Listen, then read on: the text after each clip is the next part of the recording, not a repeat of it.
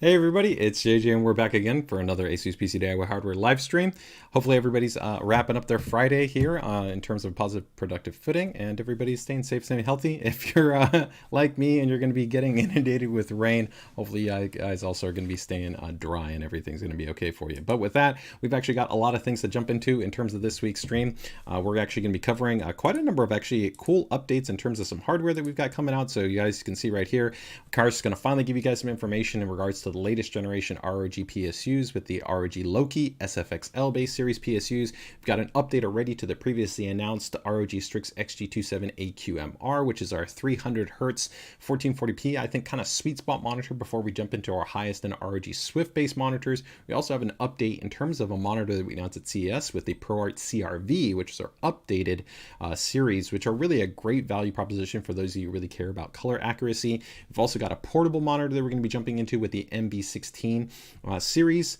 We're also going to be talking about some overclocking insights information, UEFI BIOS updates. We've got some PCDIY builder spotlights that we're going to be doing, including Stuart Tonk's amazing build that he did within the latest ROG chassis, the Hyperion, the GR701. And I think we've got some other stuff that we're going to be throwing in there. We've got a giveaway that's going on for a brand new GT AX6000 gaming router. In fact, we're going to be giving 3 of those away. So lots of stuff to be able to go ahead and jump into. Let's see who we've got joining us here on the stream today. All right, let me see here. What have we got going on? All right, we've got, let's see, Kevin, Asus ROG, love it, man. Thanks so much for joining us here on the stream. We've got Mr. Matt Lee joining us from over across the pond, man. Fantastic to have you here. The one, the only H2O Computers, fantastic. If you guys have not checked out a lot of his builds that he shares in the PCDIY group as well as on his socials, make sure to do that. Cool builder. We've got, of course, Erica letting us know that the audio is great, joining us as well. Consistent follower here on the stream. Fantastic to have you. We've got a Facebook user over here. We've got Miguel joining us. We've got Michael joining us. I think I saw Sumin in there. Yeah, Sumin's joining us in there. And of course, also Michael joining us over there from, of course, our friends over in Canada. Oh, hey, Poor Greek Builds is also in the house. Fantastic. I think we're actually going to be doing one of your builds in the PCDIY Builder Spotlight. So fantastic. All right, let's get ready to go ahead and jump into it, guys. We've got a lot of things to go ahead and cover. Let me go ahead and first bring up my notes right here. So first things is just going to go ahead and touch on some UEFI BIOS announcements. As always, we try to make sure to give you guys essentially the updates as they're coming available in terms of the latest and greatest UEFI releases that we have for pretty much all of our motherboards. Now, most of the UEFI BIOS announcements that get released from week to week are generally going to be focused on more recent platforms, but on occasion they can of course be for older platforms. Now, if you guys have any questions or comments regarding UEFI updates, I always recommend join our PCDIY group. If you guys are checking us out right now on YouTube or Facebook, there's a link in the description. It's an amazing community, and I have a dedicated post that has a full walkthrough regarding a lot of things that you want to keep in mind when it comes to updating the UEFI. A lot of people just kind of arbitrarily sometimes update the UEFI and then have questions after the fact like, hey, why did it reset my profile? Or why is maybe my overclock not working the same way as it did? And there's a lot of actually things that you want to keep in mind, especially on like AMD platforms where you move from maybe potentially one Agisa build to another, and there can be changes within auto rules, there can be changes to the memory reference code, there can be a lot of things that are going on. But with that, let me go ahead, and I haven't yet posted it for today, but let me go ahead and bring up my list. I think it's actually a pretty crazy list that we've got right here. Yeah, so all together, you can see right here, we've got everything from B series based motherboards. So these are AM5 motherboards. So like the B series, and we have X series, so X670E. These are going to be on the 900 branch, and then you're going to have other ones on the 2000 series branch. A massive amount for the Z790 series, and this is kind of a follow-up with the actual prior last week's announcements where we're talking about high-density DDR5 memory support. So I'm going to go ahead and have this post up a little bit later, and it'll include pretty much all the motherboards that are going to be present there. I'm going to go ahead and use a board as a reference, so let's go ahead and just maybe use our X670 Extreme board just as a reference in terms of what you're going to be looking for, as well as for maybe the Maximus Z690 Hero. So go ahead and bring these two up, and we'll use these as kind of the two reference boards just for kind of the process here. So go through it that way. All right, so if we go to the Hero, as always, if you guys are not aware, pretty much just open up the actual support page, right? So you're going to head over to the last tab, head over to drivers and utilities. You can go to BIOS and firmware. select your model, and then from there you'll see the actual latest UEFI release. You can see right here, it does go ahead and denote supports high capacity DDR5 kits. So these are kits that are not only coming from, let's say, partners like Corsair that you're going to be seeing, but you're actually going to be seeing from other memory partners as well. So we have gone ahead and essentially started the rollout for this, and this will be across all 600 series. So Z690, B660, and then same thing, Z790, Z760 series-based motherboards are all going to be receiving essentially this UEFI-based release. As always, too, on Intel platforms as of late, make sure that you're also checking to find out if there's also a firmware that is available in terms of the MEI firmware. Ideally, if there's a firmware, you want to match both of those. So you want to have the latest MEI firmware, and you also want to have that latest UEFI release. On the AMD side, same thing. There wouldn't be any difference. If we head over there, just drivers and utility, you'll see right here, if we pick Extreme, you're going to see that the latest one right there is going to be a 1.0.0.5 patch C. We are actually already working on some other forthcoming updates, but overall, I would probably say that we're getting pretty close to maturity level on most of the current releases. So if you're right now running without any issues, you don't have kind of any stability faults or anything along those lines that you are attempting to try to mitigate, depending on whether maybe you're an earlier build or if you're a more recent build, whatever it might be, then there's no reason to update. But I know there's some of you out there that always like to be essentially updating to the latest and greatest builds. So there you guys go. And again, I'll have the dedicated post in the PCDIY group in the next couple of days. Hopefully maybe by the end of today. If not, I'll have it up this weekend. If you guys aren't part of the group, again, you can go ahead and join us in terms of the ASUS PCDIY community there. And again, I did go ahead and touch on that, but for that Intel-based side of the update, that is going to specifically be for, let's say, like high density memory configurations as you have right here. So you can see an example like 48 gigabytes DDR5. So you're going to be actually seeing larger density configurations, and you'll actually start to potentially see some 4DIMM configurations that are also going to be coming to the market. Now, this doesn't change some of the information that we've messaged in terms of our DDR5 Insight post, which is a great write-up that I have in terms of the community that helps to provide some insight in terms of what you would want to keep in mind if you're going for higher density memory configurations. And if you're running XMP configurations, there are still factors that you have to keep in mind, such as rank, density, IC, and how population affect DRAM scaling. Generally, the more dense the memory configuration, essentially the more DIMMs you have populated, your DRAM scaling will go down, whereas the opposite is true. So essentially, the less dense generally the memory configuration, such as if you have like a 32 gigabyte configuration with 2 DIMMs, the scaling will go up. And speaking of scaling going up, I think that's actually where we're going to segue into a little bit of partner news right here, which is going to be pretty cool, where our friends over at G.Skill, we have been long working with them for a very long time. They're excited to finally be able to announce a pretty insane kit right here. So this is going to be a DDR5 8000 MT CL38 24 gig by 2. So that's a 48 gigabyte kit of memory. Some of these densities sound a little bit different than what we've traditionally been aware of, right? Where normally we've usually kind of gone from, let's say, like 16 gigs, 32 gigs, and then like 64. So this 48 gigabyte is kind of like a new density configuration. This is an absolutely insane memory configuration if you talk about the actual bandwidth and even actually the timings along with that actual density. It is important to note, though, that this configuration right here, we have actually gone ahead and worked with G.Skill, and we are actually pretty much one of the only board partners to be fully validated in terms of our board being able to operate this. This you can see right here is a full validation with our Maximus Z790 Apex board. So this is a 2DIMM topology board. I would definitely state that if you are interested in potentially picking up a kit like this, and really actually any kit probably over 7600 MT, you want to look towards a 2DIMM enabled motherboard like our Apex. Now our Apex has been sold out for a little bit, but we will actually have a limited replenishment quantity coming in very late March, early April. Again, it will be a limited quantity. The Apex was originally designed as a limited production series motherboard, but for those of you that are super interested in that highest end overclocking experience and having the best likelihood of success for DRAM overclocking, the 2DIMM topology offers what's called less signal reflection. That less signal reflection really helps to maximize the signal integrity performance and helps to improve the margin essentially of overclocking when it comes to high speed 2DIMM configurations. So if it's something that you're interested in, you're going to want to pick that up. Rest assured, we're going to talk about that. We'll have that detailed in the PCDIY group, and we'll talk about it here on the stream when the board becomes available. But I would not be surprised to see that board sell out maybe in a matter of days, probably not more than maybe a week or two, depending on the quantity that we're going to finally bring in. But it will be a limited production quantity.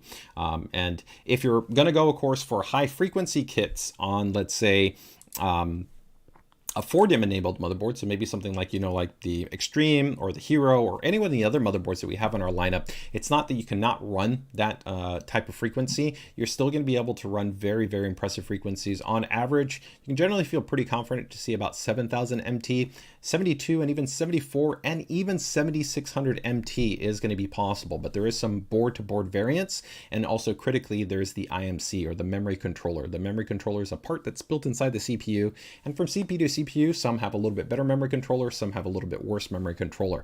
So resident to overclocking, some are going to give you a little bit more margin, and some will give you a little bit less margin. So you may buy a board that can actually run 76. You can get your memory kit that's 76, but when you have your CPU, there's no way for you to know that quality of that memory controller. It could be maybe, you know, right at the average. It could be a little bit better, or it could be a little bit below the average, right? And that might mean that you might end up having to take maybe that 7600 kit and run it at 7000. But, you know, usually you can offset things off by tightening up the timings if you're maybe losing out a little bit in terms of that bandwidth, in terms of the DRAM divider. So overall, some cool updates there from our friends over at G-Skill. Let's go ahead and just see. We got some feedback here. I want 10,000 MT. 10,000 MT, it's possible. I mean, right now you can overclock. We have actually already seen overclockers in the community take actually 7,800 kits and overclock them to 10,000 MT on air, which is pretty rare. Before, you were generally seeing 10,000 MT almost require extreme cooling, but we're already seeing essentially now some users, again, with bin configurations, they're going through, they really actually understand the overclocking process. It's possible. You know, it wouldn't probably be for long-term consistent operation. That's, you know, a differential between kind of competitive benchmarking, right, versus, you know, long-term stability. But the thing that's really quite impressive is, remember, just DDR5 just being very recently introduced with Z690, right? And the baseline frequency was literally 4,800 MT. Well, not the baseline frequency, but the bandwidth, 4,800 MT. And now being able to see literally kits that are going to be coming to the market that are 8,000 MT is pretty impressive. So pretty cool. All right. Mr. Matt Lee is saying, my Crosshair Gene is giving me the side eye for 8,000 MT. Yeah, AM5 is a fantastic platform, but definitely in terms of DRAM scaling, it's nowhere near the scaling that you can have on Intel's platform. So if you're really kind of interested in high DRAM based scaling, then, you know, Intel is going to be really kind of the leader in that space. Although definitely on our Crosshair boards, with being a 2DIMM, there is going to be the viability of pushing over a little bit more aggressively. Same thing though, the IMC within the AM5 CPU is going to be important. Michael says, can the Maximus Extreme handle this? No, as I noted, if you actually take a look at our DDR5 Insight post, let me see if I can bring that up quickly. I'll actually maybe also go ahead and link that in the chat before we get over to our next update. But like I said, 4DIMM enabled motherboards, you're generally going to be looking at, I would say, between 7,000 to probably about 7,600 MT. That's going to be your overall about target frequency that you can generally expect with a pretty good level of confidence in terms of its overall kind of success rate, right? Once you start to kind of breach over that, then you're going to start to see values that would probably be lower in that respect. So here you can see as an example, this is with our Maximus Hero, and this is actually running right here, 7,600 MT. So that's a 4DIMM enabled motherboard, but able to run 7,600 MT. Most users, though, generally are not buying such aggressive kits, but it is possible, like I said, pretty aggressive frequencies and bandwidth numbers on a 4DIMM enabled motherboard. So no point in extreme for high memory OC.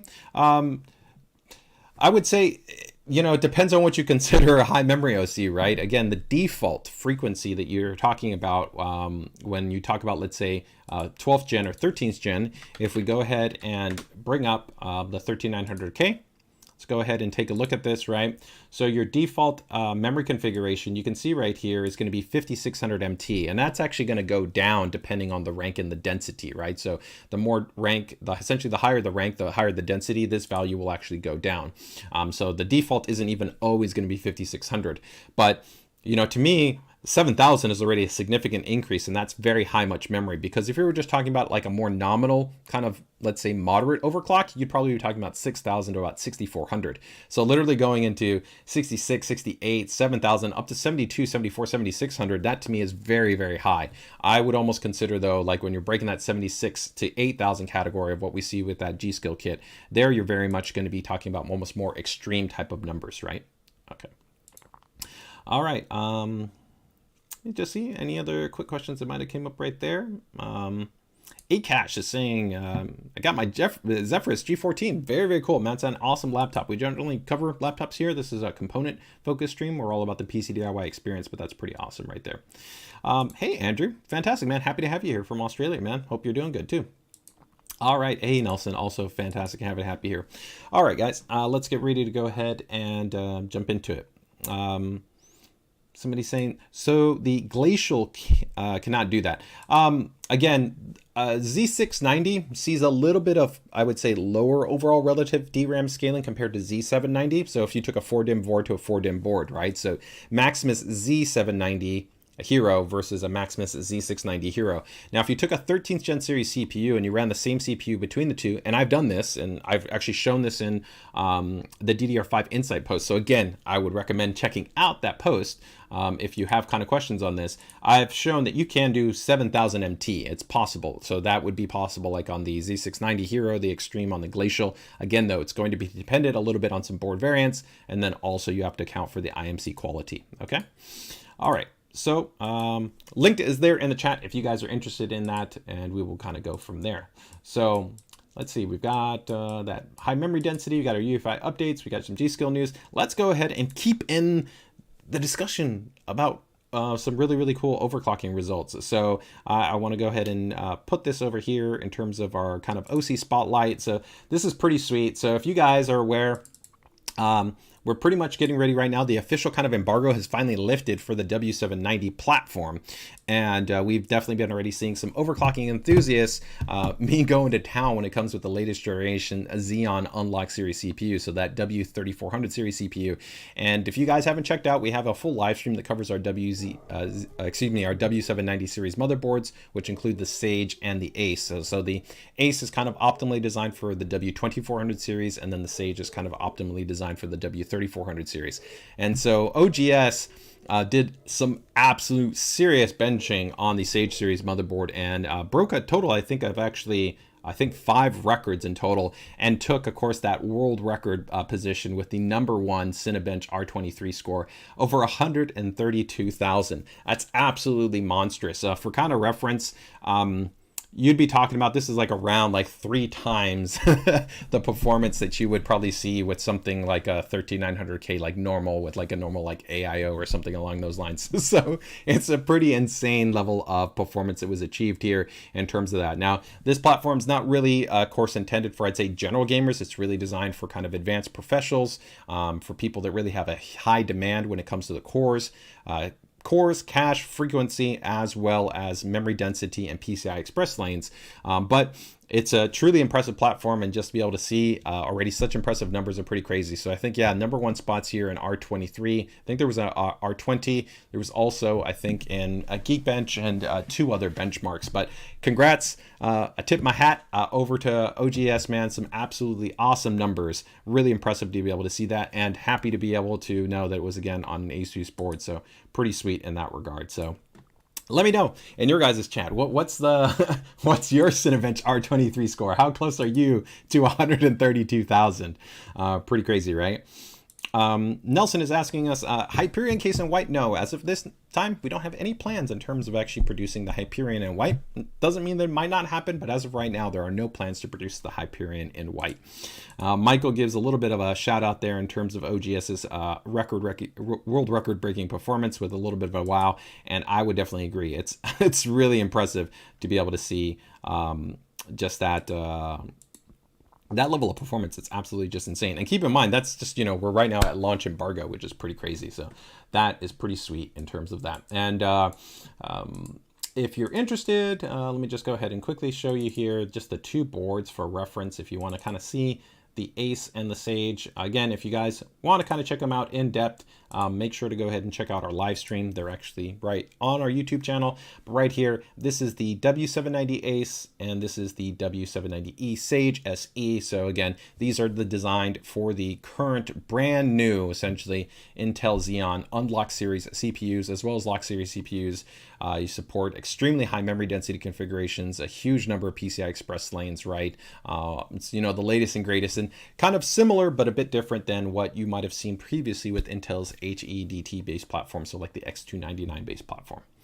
All right, so let's go ahead and keep moving this along here. What have we got next here? Let me see. So let's go ahead and do a giveaway. What are you guys thinking? I think let's talk a little bit about a giveaway. I think this is going to be pretty cool. So if you guys are maybe in need for a router, well, guess what? We just made a really cool router selection guide. Hopefully it helps to maybe streamline the experience for you, at helping you a little bit better kind of understand which might be the right router for you if you're looking to maybe finally upgrade to maybe Wi-Fi 6, Wi-Fi 6E. Maybe you're interested in 2.5 gigabit ISP-based service, right? There could be quite a number of different things that kind of come into play when you're talking about a router. And to launch essentially our router selector guide, we've got this cool giveaway that we're doing. So all you need to do is actually head over to our router selector page. So this will actually take you to the router selector page.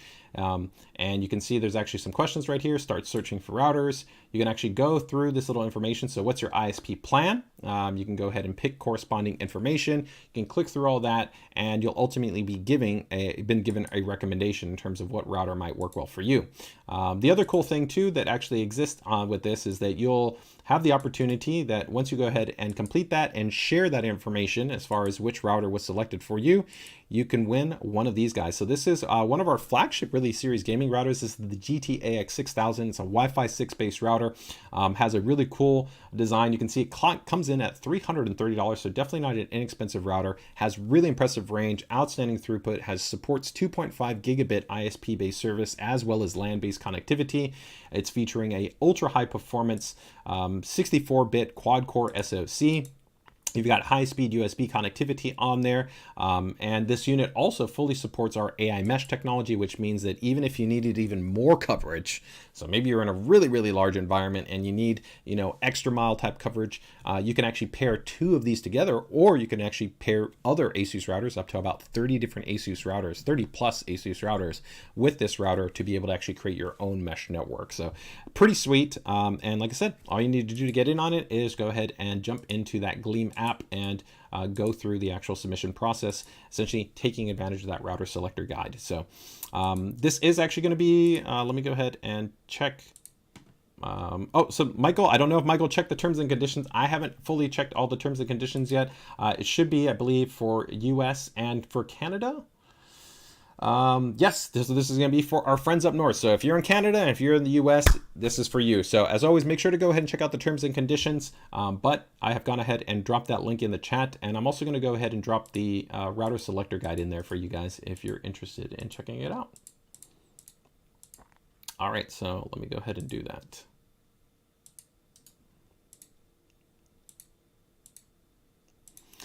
Let me see. Need 2.5 gigabit ports. Routers only coming with one, limits your network to 1 gigabits down. Yeah, we actually have multiple models that actually have 2.5 gigabits. So that's not that special. You know, we've had that now for probably almost more than like a year and a half. We have multiple models. You do definitely pay a premium because the reality is most users don't have ISP service, right? That generally has greater than 1 gigabit. But we have gone ahead and already started to implement that type of specification support there. So take, for instance, that model that we just talked about, the GTAX 6000, you'll see right here is that it has RJ45, right, for the base, the WAN. So that's 2.5 gigabit for the WAN, or it can also be used as the LAN, so you can actually change it up, right? And then you can also see that you have a dedicated RJ45 2.5 gigabit also for LAN. So essentially there is two. So you could still have one for your ISP, and then you could have another one that you could connect directly to your 2.5 gig enabled, you know, ROG motherboard, right? So you've got a lot of flexibility. And for those that do want to add even 2.5 gig, maybe you've got an older system, we do have actually 2.5 gig PCIe add-in cards and USB adapters. So we've got a lot of options for you in terms of being able to go ahead and upgrade your Wi-Fi experience, whether you're talking about the router, whether you're talking about adapters, things along those lines.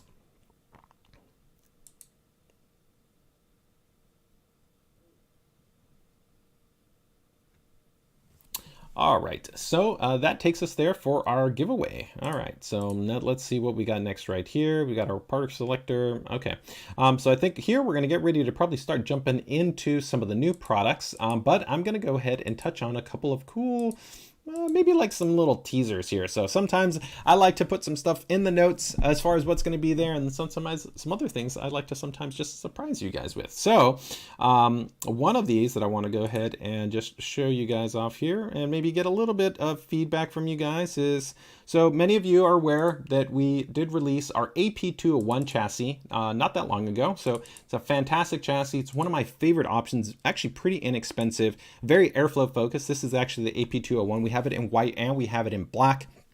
It supports mini ITX based motherboards and micro ATX motherboards. You can actually fit large graphics cards in here, including graphics cards all the way up to something like a 4070 Ti. You can see right here, it's got support for a 360 millimeter AIO, such as a Ryu 3. And it's a really great option, again, if you want to go with either a more kind of compact system, but not compromise, I think, on the flexibility of being able to put in a lot of components in there easily and effectively and not sacrifice on airflow. But with that, we've had definitely a lot of people that said, hey, I'd really love to see a tempered glass version. Now, right here, you can see in this image right here, we don't have the side panel on, and the side panel is not on this model. When it's actually on there, I really like what we refer to as kind of the silhouette design aesthetic. The silhouette design aesthetic that we have on this model essentially is going to be, let me see if I can bring up an image right here. It'll actually kind of provide a really kind of cool vibe to the chassis, because it's going to actually have all perforations. So we can see right here this model, right? And you can take a look right here that on the side, this is how it would look. You would see just all the perforations, and you get kind of a very cool kind of silhouette effect where you can see a little bit of the components, and you definitely get all the lighting. You can still see the lighting through there, but we've had people that go, it's like, hey, maybe can you guys do a tempered glass? So we actually are potentially going to be releasing a tempered glass edition model. So let's go ahead and show you what that might look like. All right, so here you guys go. This is the AP201 tempered glass edition right here. So it'll look pretty much similar. You'll see just a little bit of design accent differences where you can actually see the prime ID design that's been layered there on the side, and then you would have your actually tempered glass side panel, right? So this is going to be, again, it would be potentially offered in both in white and in black. I'm going to go ahead and drop a link in the poll, and I'd love to see your guys' feedback. Is this something that you'd actually like to see here available in North America? Is the tempered glass edition. Now, you know, there's always a great debate. Some people kind of, I think, have just generalized perceptions. They automatically think that the way a chassis looks is always going to determine its airflow characteristics and performance. A great example is that, like the Hyperion, where we've shown that you can actually have really great thermal performance, and you don't have to, of course, have just pure mesh up in the front, right? But, you know, aesthetics can be important, not only in terms of how you want to potentially maybe your chassis to look, right, of course, but also how they sometimes present a perspective of how good it might be in certain types of scenarios, right? In reality, the only way to know that is it's based on your configuration, your ambient, and then of course testing it out. But let's go ahead and take a look at a little bit of a system, what it would look like there with a tempered glass panel on there. So you can see right here, we've got a cool little setup. It's got, that's one of our 30 series based graphics card, ROG STRIX LC cooler in there, and then we've got a tough gaming based motherboard in there. Cables, also they're just for reference, they're all white, which is really nice on that AP201, and then on the black, they're of course all black. So looks great. I would really love to see this model, but I would love to see what your guys' thoughts and feedback are in there. So let me know, what do you guys think? AP201 with tempered glass or no? Let me go ahead and bring up, I think I have a link here. Give me a second if I can bring it up. I closed out my my doc file right there. So let me go ahead and bring that back up right here. And I will share that in the chat. So here we go. All right. So this is our little poll right here. If you guys can go ahead and let me know, would you buy an AP201 TG edition? Right? All right. So let's go ahead and drop that in there. Let's see what some of the feedback is right here.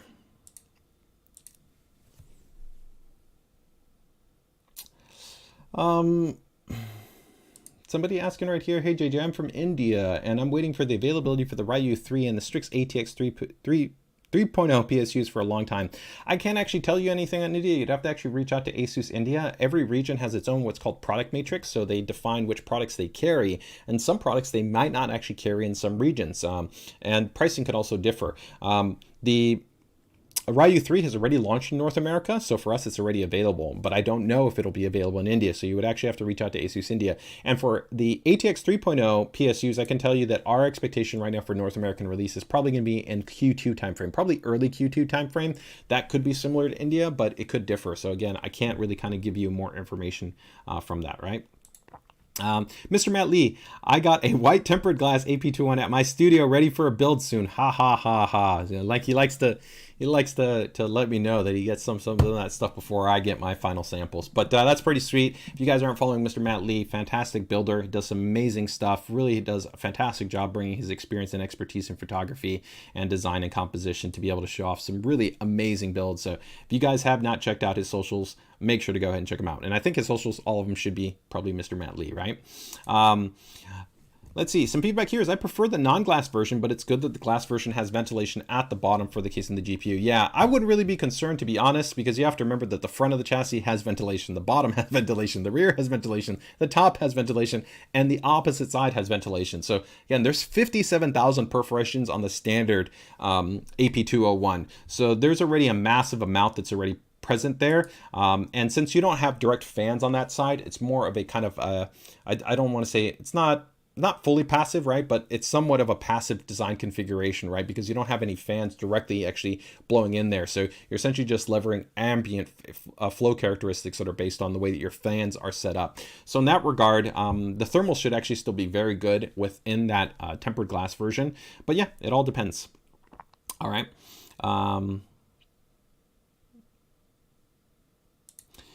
Somebody asking, Avi is going, is the new motherboards come with compatibility BIOS? Most of the motherboards already have a base UEFI that are going to probably be interoperable with X3D series CPUs. I actually have a YouTube video that covers how you can actually check this. You can actually go ahead and look on that on our YouTube channel that says kind of everything you need to know for Ryzen, and it'll show you actually how you can check the silk screen information on the motherboard or on the box and then reference that against the actual listing of the CPU support UEFI BIOS version, so you can compare. But it doesn't really matter because the boards also support USB BIOS flashback, so you can always update the UEFI with no CPU, no memory, no graphics card. You just literally have to plug the power supply, take a flash drive, put it into the port, hold down the button, and you can update directly to be able to ensure that you can correctly support that, right? All right. You just see if there's any other quick questions right there. All right, that looks probably like that's it.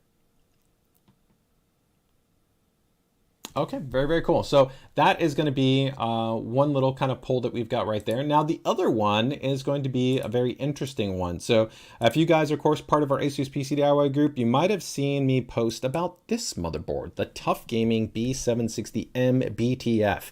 So some of you that are, of course, maybe ASUS followers may be kind of wondering what's BTF all about. And if you're not aware, ASUS has a really long history of actually doing a lot of different type of designs where we've actually done all kinds of approaches when it comes to motherboard form factors. And there's actually a lot that we've never even disclosed internally that we've worked up in terms of what's called our innovation team. Some really cool concepts like the ROG Avalon, which actually took like specialized daughter boards and rear mounted connector interfaces and did some really interesting stuff. We've had the Prime Utopia based models. We've had the Zeus concept models. There's even other types of designs that we've evaluated with specialized kind of like breakout box modules. But this design is quite interesting. So let's go ahead and just see what your guys' thoughts are on this model. So let's go ahead and take a look right here. So the Tough Gaming B760M BTF, on face value, it looks like, hey, this is a socket 1700 series based motherboard, right? Doesn't look necessarily too different. But of course, when you take a little bit of a closer look, you'll see that where the difference is that there's no headers that are, of course, on this motherboard. So you'll see right here, all of the corresponding headers that are over here on the board, they're missing, right? Well, where'd they go? They didn't go anywhere. They are actually on the back of the motherboard. So you can actually see right here, here's your EPS power connector, here's your fan connectors, your ARGB, your 24 pin, your USB-C, your USB 3. even a supplemental M.2, which isn't something that's that out of the norm. We've done that for many years, actually, on mini ITX-based motherboards, and then SATA. And then you can see all the corresponding ports down here. So this does, of course, fundamentally change the approach that you would need to have in terms of chassis design, because to be able to go ahead and support this, you would need to actually have a chassis that does support that. So what would that look like? Well, let's go ahead and take a look here at a concept chassis that we have here. This is one of our own chassis, and you can actually see the cutout space. Now, it doesn't really change the overall volume or the design that much. It just fundamentally changes the overall tray configuration. So that internal quote-unquote tray that you would have that you mount the motherboard to, that is where you would essentially see just a kind of different cutout pattern that is designed to align with the rear mounted connectors. And then that would allow you to go ahead and connect the corresponding headers, right, all directly there in the back. So it's a very kind of interesting approach. And then when you take a look here, oh, sorry, let me go back. I think I got one image right there. This doesn't show you the direct inside. It looks pretty standard there to like a normal system, but there you would see what it would look like if you were just maybe looking at a standard system once it would be built. Of course, on the inside, it might look a little bit cleaner. Perceptually, right? But you wouldn't have any cables. So the question really comes down is that something that you would like? Would you prefer to have that, or would you not prefer to have that? Everybody, I think, has a personal bias or personal preference when it comes to kind of the aesthetics. I love cables within a system. I really think that they look cool and they add a kind of a secondary point of contrast and detail accents. So I like them. I can definitely understand though the pain points when people talk about, having to manage your cables, but with a well-designed chassis, you can have a good amount of space. You've got routing points, so I don't really see it as too much of a pain point. Now, there are some other interesting aspects that we've done when we talk about models like our ROG Avalon. So let me see if I can bring up the ROG Avalon. Which the ROG Avalon would be a little bit different, because when we actually developed this concept actually eliminates cables almost entirely. And the benefit of this type of design is that with cables, you actually add resistance. And you can actually also add points of failure in terms of your kind of contacts and other aspects like that. And so the interesting part comes into is that, well, what happens if you actually had direct connections that were available that you could directly interface into? So let me see here if I can bring this up. Recently changed laptops here, so I don't have all of my files on this system here for reference, but I think hopefully I should be able to bring them up right here. Yeah, so if you bring this up, this is the ROG Avalon concept, which this is a very interesting system. So our kind of concept here was, one, how could we kind of miniaturize and streamline a system experience? And while you see pretty much a cable that was existing right here for the graphics card, that was designed for ease of connectivity because graphics cards would still probably be using a standardized cable. But on the inside right here, you could see that we had many other elements that were entirely modular. So I don't know if that image is going to fully load up, but an example right here is that you'll see that the actual rear I/O was entirely modular. We could pull the I/O backplane, and it was actually directly connected through a daughter board interconnect. And so that made, there was no cables for you to connect, just pull that in and out. The PSU was also using an edge connector design, very similar to what you use actually in the professional kind of workstation or server-based arena. And that actually allowed you to even have less actually resistance and actually better efficiency, right? And less points of actually potential failure. You can actually see right here how we actually had these edge connector interfaces that pretty much plugged into everything and really streamlined the entire experience. And so this is another type of approach, but you could see how it actually could even require a more specific type of design relative to the chassis and the motherboard. But if you're really talking about evolving the experience, there are other options. And this is something that ASUS has really been a leader in, and we'll continue to actually evaluate and listen to the community's feedback, but I'd love to see what are your thoughts in this regard. So let me go ahead and drop a link here in the chat, and you guys can let me know, right? And we also have a post on this in the PCDIY group. So let me go ahead and do that. So what MOBO is that? That MOBO is a tough gaming based motherboard. As of right now, it's not a motherboard that will be available in North America. So, you pretty much you want to look at this from just like, I would say like a perspective of, like a what if, right? So it's not necessarily something that is relevant as far as that you're going to see this product become available. So just kind of showing it here too as a kind of a proof of concept right here. Lex Luthor is asking about the PG32UQXR. If I don't have it generally listed in the show notes, there's no update there. So as always, just make sure to be watching the streams consistently, or be part of our PCDIY group. The moment that there's information that I have regarding new products, I do post them. So you'll generally find out about it before you can. Miguel gives us some feedback. He says, love it. And I mentioned in the group that the 24 pin in the EPS would be nice to have in the front for just for aesthetic purposes. I like the way Miguel's thinking. I think, again, the cables do add a really kind of cool aesthetic, right? They add just a little bit of element of distinguishment. Even when we're not talking about streamer cables, of course, a lot of people love their RGB streamer cables. So of course, if you eliminate cables, these are going to disappear, right? So it's quite interesting that you could kind of go with that, right? So Michael says, now you're talking my language, modular setup. So I'm assuming he's referring to kind of the modular IO, right? Mr. Matt Lee is, I really like the side exit cables, especially for the USB headers. I'm not overly keen on hiding all the cables though. They do have a place to be seen, okay? And then we've got one other right here. It's a great concept, but it would be very limited on chassis support. I personally like the challenge of cable management. I don't think that the chassis support is that much of an issue. The reality is that there's so many different types of chassis, just like, you know, mini ITX and micro ITX can actually have specialized chassis that are more conducive toward their type of layouts. We saw things like riser cables. Riser cables only work specifically in some systems. Some systems are only designed really to work well for vertical types of mounting, right? Some systems don't work well for having a top mounted AIO, so you got to go with a different chassis. We already deal with having chassis that don't work with every type of permutation. So to say that it limits or doesn't limit, I don't think is really a valid option, because the reality is that the marketplace already shows that you can have chassis and configurations that mirror a use case as long as that use case is justified and popular enough by the consumer. So, you know, I think we ultimately just have to wait to see what the feedback is from the community, and we'll kind of go from there. All right. Paskowitz gives some feedback. He says, I think this makes the most sense in the SFF ITX application where space is at a premium. Yeah, that's interesting. I would argue that I think that for the ITX community, our ROG Avalon concept is better than even this concept, right? Because there, like I said, with the edge connectors, you don't even have any of those cables, right? So you actually further simplify the overall experience. And then you could even have more interesting things like a small, maybe like a fiber optic cable that could go directly out to maybe like a small daughter board for fan headers, like something that we developed when we created the fan extension card. So small little cable just goes to the motherboard and then gives you literally all your fan headers. So you still have the flexibility to place, you know, the cables to where you need to positioned in there, but it's very small and diminutive to be able to kind of approximate wherever you want, right? So a lot of choices, but let me know what you guys think in the chat. I'd love to see what your guys' thoughts are right there. Okay. All right. Very cool. So that takes us through that. So I think let's go into some of our new products, guys. So let's go ahead and jump into some of the news releases. So I think first, should we do the Loki or should we do the monitor? I'm going to let you guys know. Go ahead and pick.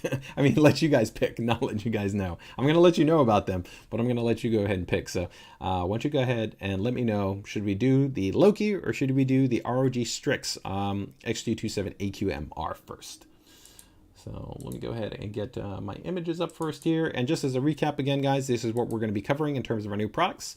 Our ROG Loki series of power supplies, the ROG STRIX XG27AQMR, the ProArt PA248CRV, and then we also have an MB16 series monitor. MB series 16 should be over here. This guy right here. There we go. So this is a cool little addition that we have here to our ZenScreen series. All right. Let's see. Loki monitor, Loki. Looks like oh wow. That's pretty good. Okay, I think we're gonna go with the Loki. All right. So let's go ahead and we're gonna go with the Loki series. All right, guys. So just as a quick recap here, in terms of our power supply our power supply series, you can see right here that we currently have 4 different series of power supplies. So we have the ROG Store series, which is right now going through its P2 refresh. So we've already gone ahead and launched the 1000 watt, the 1200 watt, and the 1600 watt. The 850 watt will be coming in the not too distant future. We then will be coming out with the ROG Strix and the Tough Gaming series. Both of these are going to be fully modular. That's an update for the Tough Gaming, which didn't used to be fully modular. The ROG Strix was already fully modular. These will both be ATX 3.0 certified and Gold Series, and these will be coming in probably early Q2-ish timeframe. We'll have probably more information in April. And the first ATX 3.0 power supply from us will be the ROG Loki. Now again, ATX 3.0 is not required. It is 100% not required for any graphics card or any motherboard configuration. Ultimately, just gives you a little bit more convenience right now, I think, from a cable perspective, where you have a single cable as opposed to where if you had the included cable that comes with the P2, it's going to go to multiple PCI Express connectors on the power supply, and then that would go out to the graphics card. Still be one single cable, but on the PSU side, it could be a little bit cleaner. But depending on your chassis, I don't really think that's that much of a difference. But again, those are our 4 different series of power supplies that we're going to have available. So specific to the Loki series, let's go ahead and jump into this a little bit more. So let me go over here to my power supplies, and let's jump into it. So we are going to have essentially a 750 watt, an 850 watt, 1000 watt, as well as a white 850 watt. So that means that we should have a pretty good basis for pretty much just about almost every build configuration that's out there. So whether you need to go a little bit kind of more efficient and really want to go for the quietest level of operation, right, then you can go with the 750 watt. And if you're really kind of a little bit more of a demanding user, you're somebody that's going to be pushing the envelope, putting that 4080, that 4090 base graphics card in there, you're overclocking your 1300K, you know, you're pushing, I don't know, a 7950X and a small form factor build. Maybe you're packing it all into something like an AP201, then you could be taking a look at maybe that 1000 watt. Now right here, you do not see the 1200 watt. We will still be coming out with the 1200 watt, but it is TBD. We don't have a firm date on when you're going to be seeing that. Probably more in the Q2 timeframe. So as of right now, for the core target release, in terms of the wattages, 750, 850, 1000 watt, and then 850 watt. As I noted, the 850 watt will be the only model that will be available in white. So in terms of our price points, we're going to be seeing that the 1000 watt will be coming in at $250. The white will be coming in at a $10 delta compared to the black model. So $220 for 850 watt Loki. And then for the 750 watt, $190. Actually, I think that these are very competitively priced if you consider, again, the total feature, function, and design. They offer outstanding build quality, outstanding efficiency. We are talking about platinum ratings on all of these models. Our high quality based ROG heatsink design in here, 0 dB fan operation, and the cables on here. I wish I had a sample in hand. Hopefully I'll be able to get one shortly, but the cables on these units are really, really nice. They're kind of almost like a little bit soft and malleable, and they have a little bit of a waxed kind of characteristic to them. The really cool thing I would say that exists about these cables is going to be that they have a really nice level of malleability. So like in a smaller form factor system, it's really easy to kind of bend them, keep them in place, and route them. Some of the other manufacturers, I think with these SFX series PSUs, they have a little bit more kind of that PVC type a plastic type of sheathing, and it's a little bit stiffer. It's not as malleable, and I think that here ours is quite a bit nicer in terms of that regard. So this is the power supply. They're all pretty much going to look the same. Dimensions are pretty much almost all identical between them. You'll see that it maintains kind of the design that we have within the Thor, so you have the kind of this little bit of two-tone design aesthetic with a little bit of a mirror finish. Looks absolutely fantastic. All of them will have the RGB lighting, and they're all fully modular, and they have the dedicated header right here that allows you to go ahead and connect them to corresponding motherboards to be able to synchronize and control the RGB lighting design that you have on there. Really great looking power supply. I think even if you turn off the lighting, it's going to look really slick, really clean. Depending on the chassis, if you kind of go with a more vertical orientation, it'll look great. So you can see right here how it would look with that nice slat type of design, and then the RGB lighting.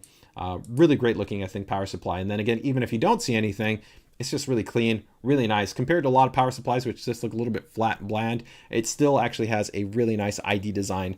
Doesn't matter kind of almost which angle you take a look at it, right? So again, this is going to be the flagship for right now, the 1000 watt. Again, ATX 3.0. Now, here's the cable configuration you're going to see. So you've got the motherboard cable, the CPU cable. So you'll have dual cables right there. So For some of those that maybe still want to use this power supply in an ATX or maybe like a more compact build, you'd still be able to connect both primary EPS power connectors. You have the 12-volt high power cable in there, essentially the PCI Express Gen 5 cable in there. So that is going to support, of course, all current 40 series cards, so the 4070 Ti, 4080, and the 4090.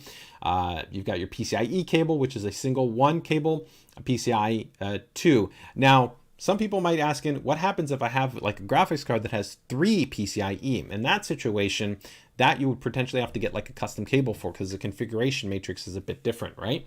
So that is where there can still actually be sometimes a benefit to an older ATX 2.4 based power supply, which isn't designed with the native 12-volt high power connector, right? You got your SATA cables, peripheral cable, right? Which these are going to be for Molex, sometimes can still be useful for certain controller boards, and then your addressable RGB cable that will come included.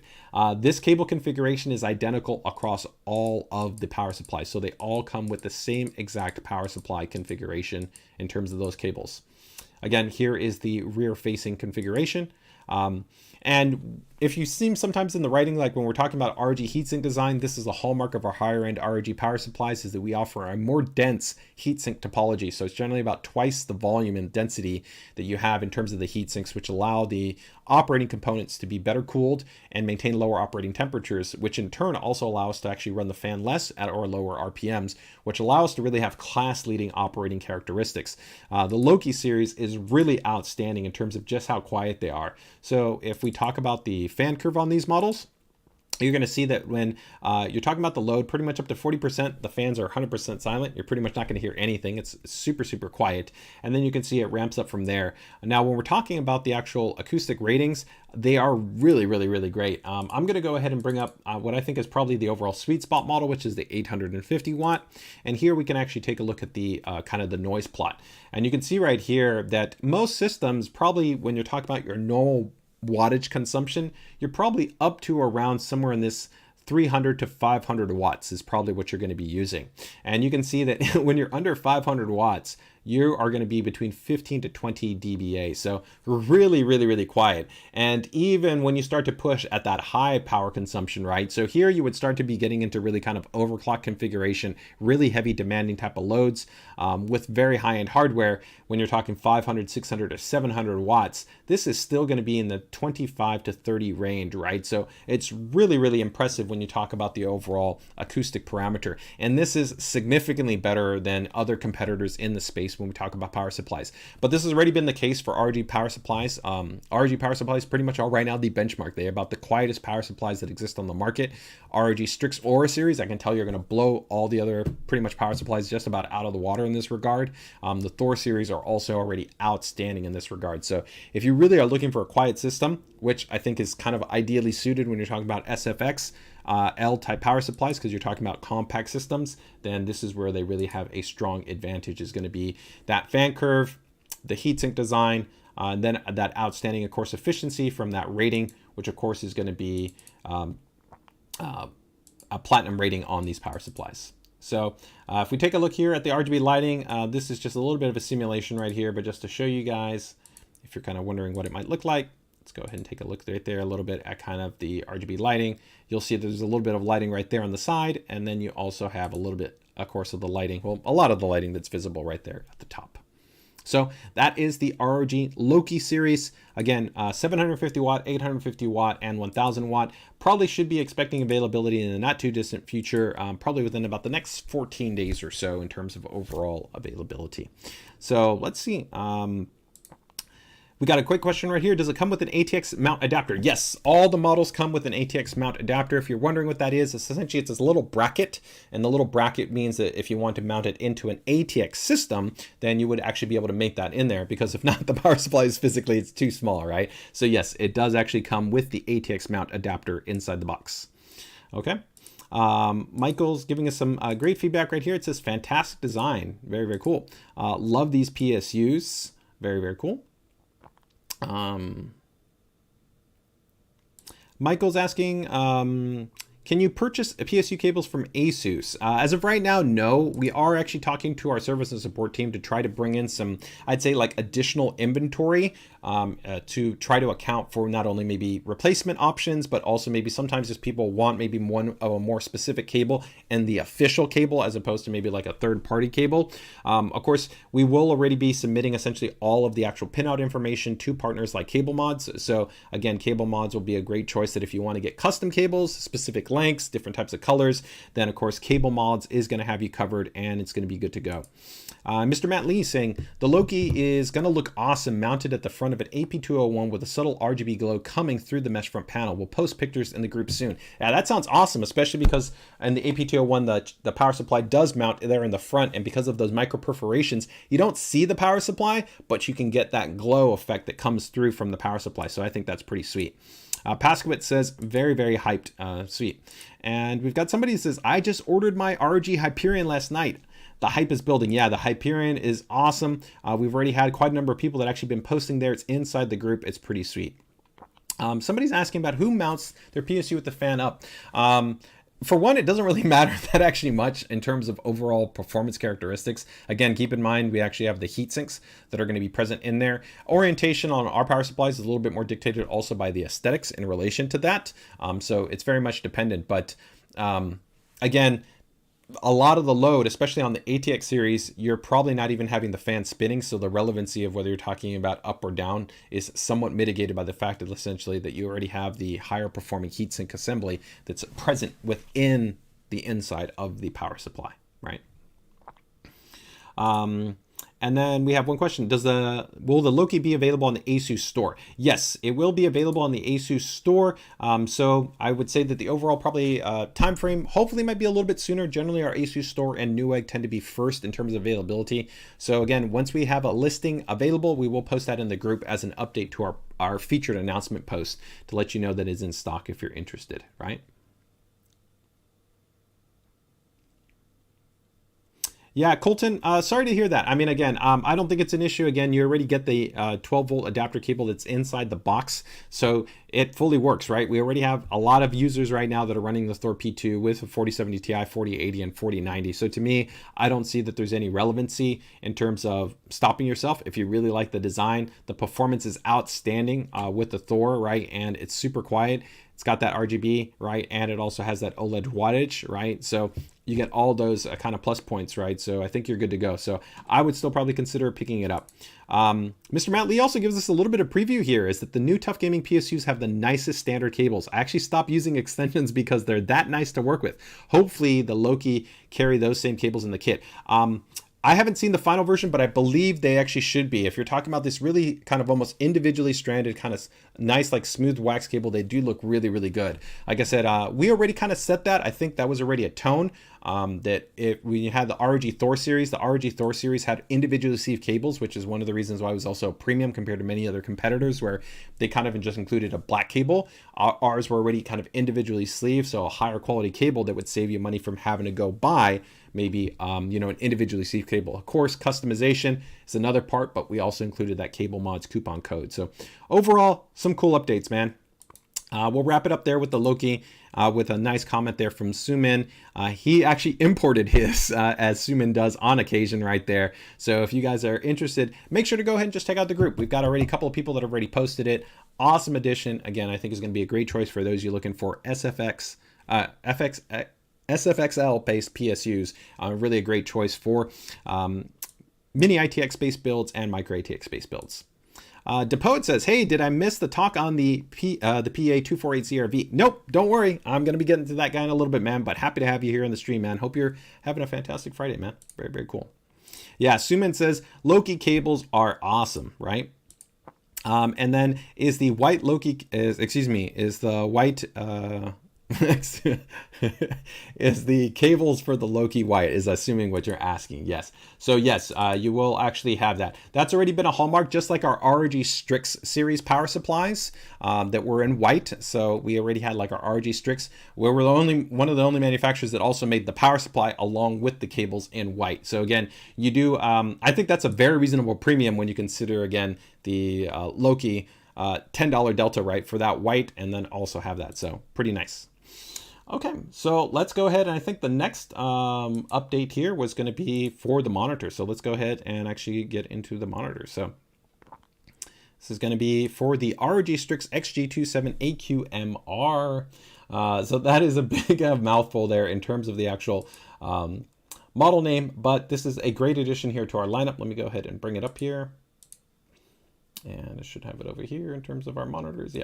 And so a great thing here that you're going to have with this display is I think this is going to hit a really great sweet spot in terms of the overall panel selection, right? If you're looking to finally step up to 1440p, we offer a lot of 1440p monitors. And there's actually some that are considerably cheaper. There's some that are actually almost about half the price of this monitor. But a couple of the points that you're going to get when you go over to an ROG monitor is that all the ROG displays are factory calibrated. We know actually based on polling, close to almost like 80% of users don't even calibrate their display at all. So that means they really rely kind of on the color quality out of the box, right? So the great thing is that with an ROG Strix monitor, it already comes factory calibrated. So out of the box, you're already going to get very, very good color accuracy. So that's going to be one upgrade. You're also generally going to see more advanced, of course, panel binning, which helps to improve overall consistency from the panel's performance. And there's also going to be other kind of supplemental things such as like more advanced ergonomics that are generally going to be present on the monitor, more advanced I/O connectivity. But here, of course, also the specification support. So the big thing is here is that this is a 27-inch 1440p fast IPS. So it's a newer generation, of course, IPS-based display. 300 hertz. So that's quite a big jump up, right? A lot of the traditional 1440p monitors, right, are going to be in that 165 up to 240. And we have, again, fantastic options going down to, 165, 170, all the way up to our flagship model. Our flagship model is 360 hertz, 1440p. You also get that peak 1 millisecond gray to gray. Do keep in mind that when you talk about response time, that is essentially not representative of kind of the response time across the entirety of the display, because of course keep in mind that the driver that you have and the way it's implemented, as well as different colors, actually have different response values. So there can actually be changes in that regard. But overall, what this means is essentially it's a low response time monitor. You then have G-Sync compatibility and FreeSync compatibility. It does support variable overdrive. That essentially just means that we're able to essentially have an overdrive parameter that aligns across the refresh rate, because when you talk about using the monitor, you're not playing probably consistently at 300 FPS, right? Aligning with that 300 hertz. You could be playing games literally at 70, 90, 120, 150, 200, 240, up to 300. So you ideally want to have the actual overdrive be variable, because that helps to ensure that the motion clarity performance across the refresh rate range is going to be consistent, and you don't hopefully have kind of too much undershoot or overshoot or kind of variability in terms of the motion clarity performance. So that is what we mean by variable overdrive. We then have our ELMB sync, which can be nice as a kind of backlight strobing feature. The cool thing with the ELMB sync compared to many other companies is that you can have that at the same time with adaptive sync. That's why it's called ELMB sync, as you can run them both simultaneously. It does undercut your brightness, but in some scenarios, it can definitely offer an improvement in terms of motion clarity. And then Display HDR 600. Now, this is not a full array local dimming monitor, but the fact that it's actually a higher performing HDR 600 panel critically will give you much better SDR performance. So that means this is going to be a much brighter and bolder and punchier monitor than probably your traditional monitor. So if you got an older monitor, you're probably it could be anywhere between like 200 to probably maybe 300 nits. 300 nits would already start to be a better monitor. So here, being able to have your SDR performance, it's going to be quite punchy. So especially for just text clarity, watching videos, playing games, it's really nice that even if you don't run HDR, you just play in SDR, which probably the vast majority of you are, you can get a better experience. Some other cool things that this display is going to have is, of course, our new ID design, very thin bezel, nice clean black base. The base is, of course, nice and open to be able to give you a lot of space. This does support the ROG desk mount kit. I will show you an image of that in a moment. The cool thing about the ROG desk mount kit is it can save you space, and it's a nice C-clamp design. You are also going to get, of course, all of our on-screen display settings, things like shadow boost, game plus modes, which you can go ahead and have adjustments for things like, crosshairs, timers, FPS counters, alignment if you were to put two of these monitors together. And you've got dual HDMI, 3.5 millimeter out, display port, and a USB-C hub that's built in here with 2 ports. This display does also have well, this monitor does also have a tripod mount here at the top. So the tripod mount means you can go ahead and attach like a camera, a microphone, a light, a secondary monitor, all kinds of stuff there. So that is going to be pretty sweet with this display. So this is going to be a great addition right here in terms of just giving you another choice. And as you can see, it's going to be coming at $650. If you compare that against, like I said, our flagship AQN model, it's not half the price, but you know, it's probably like about a 50 or 45% delta. So really, really great choice again if you want a very well spec monitor, and especially if you want to kind of throw two of these together, that could be a really awesome combination for almost around the price point of one single higher end based display. So that is going to be the ROG STRIX XG27AQMR. And last but not least, as always, I do want to show here that this monitor does come with our display widget technology. So if you guys remember, the cool thing that we have about display widget is that it's going to give you an on-screen display control inside of Windows. So that means that you can go ahead and open this up and make quick adjustments to things like your brightness, your contrast, sharpness, all that type of stuff, or things like App Sync, which I love, which lets you pair profiles to applications. So like open up your browser in our sRGB mode, and then you could go into racing mode if you're jumping into Forza, and then FPS, you could have it tuned differently, right? So a lot of cool options right there. I'm going to go ahead and drop that link in the chat for those of you who might be interested in there, and I'll quickly check to see if anybody has any questions on this monitor right here.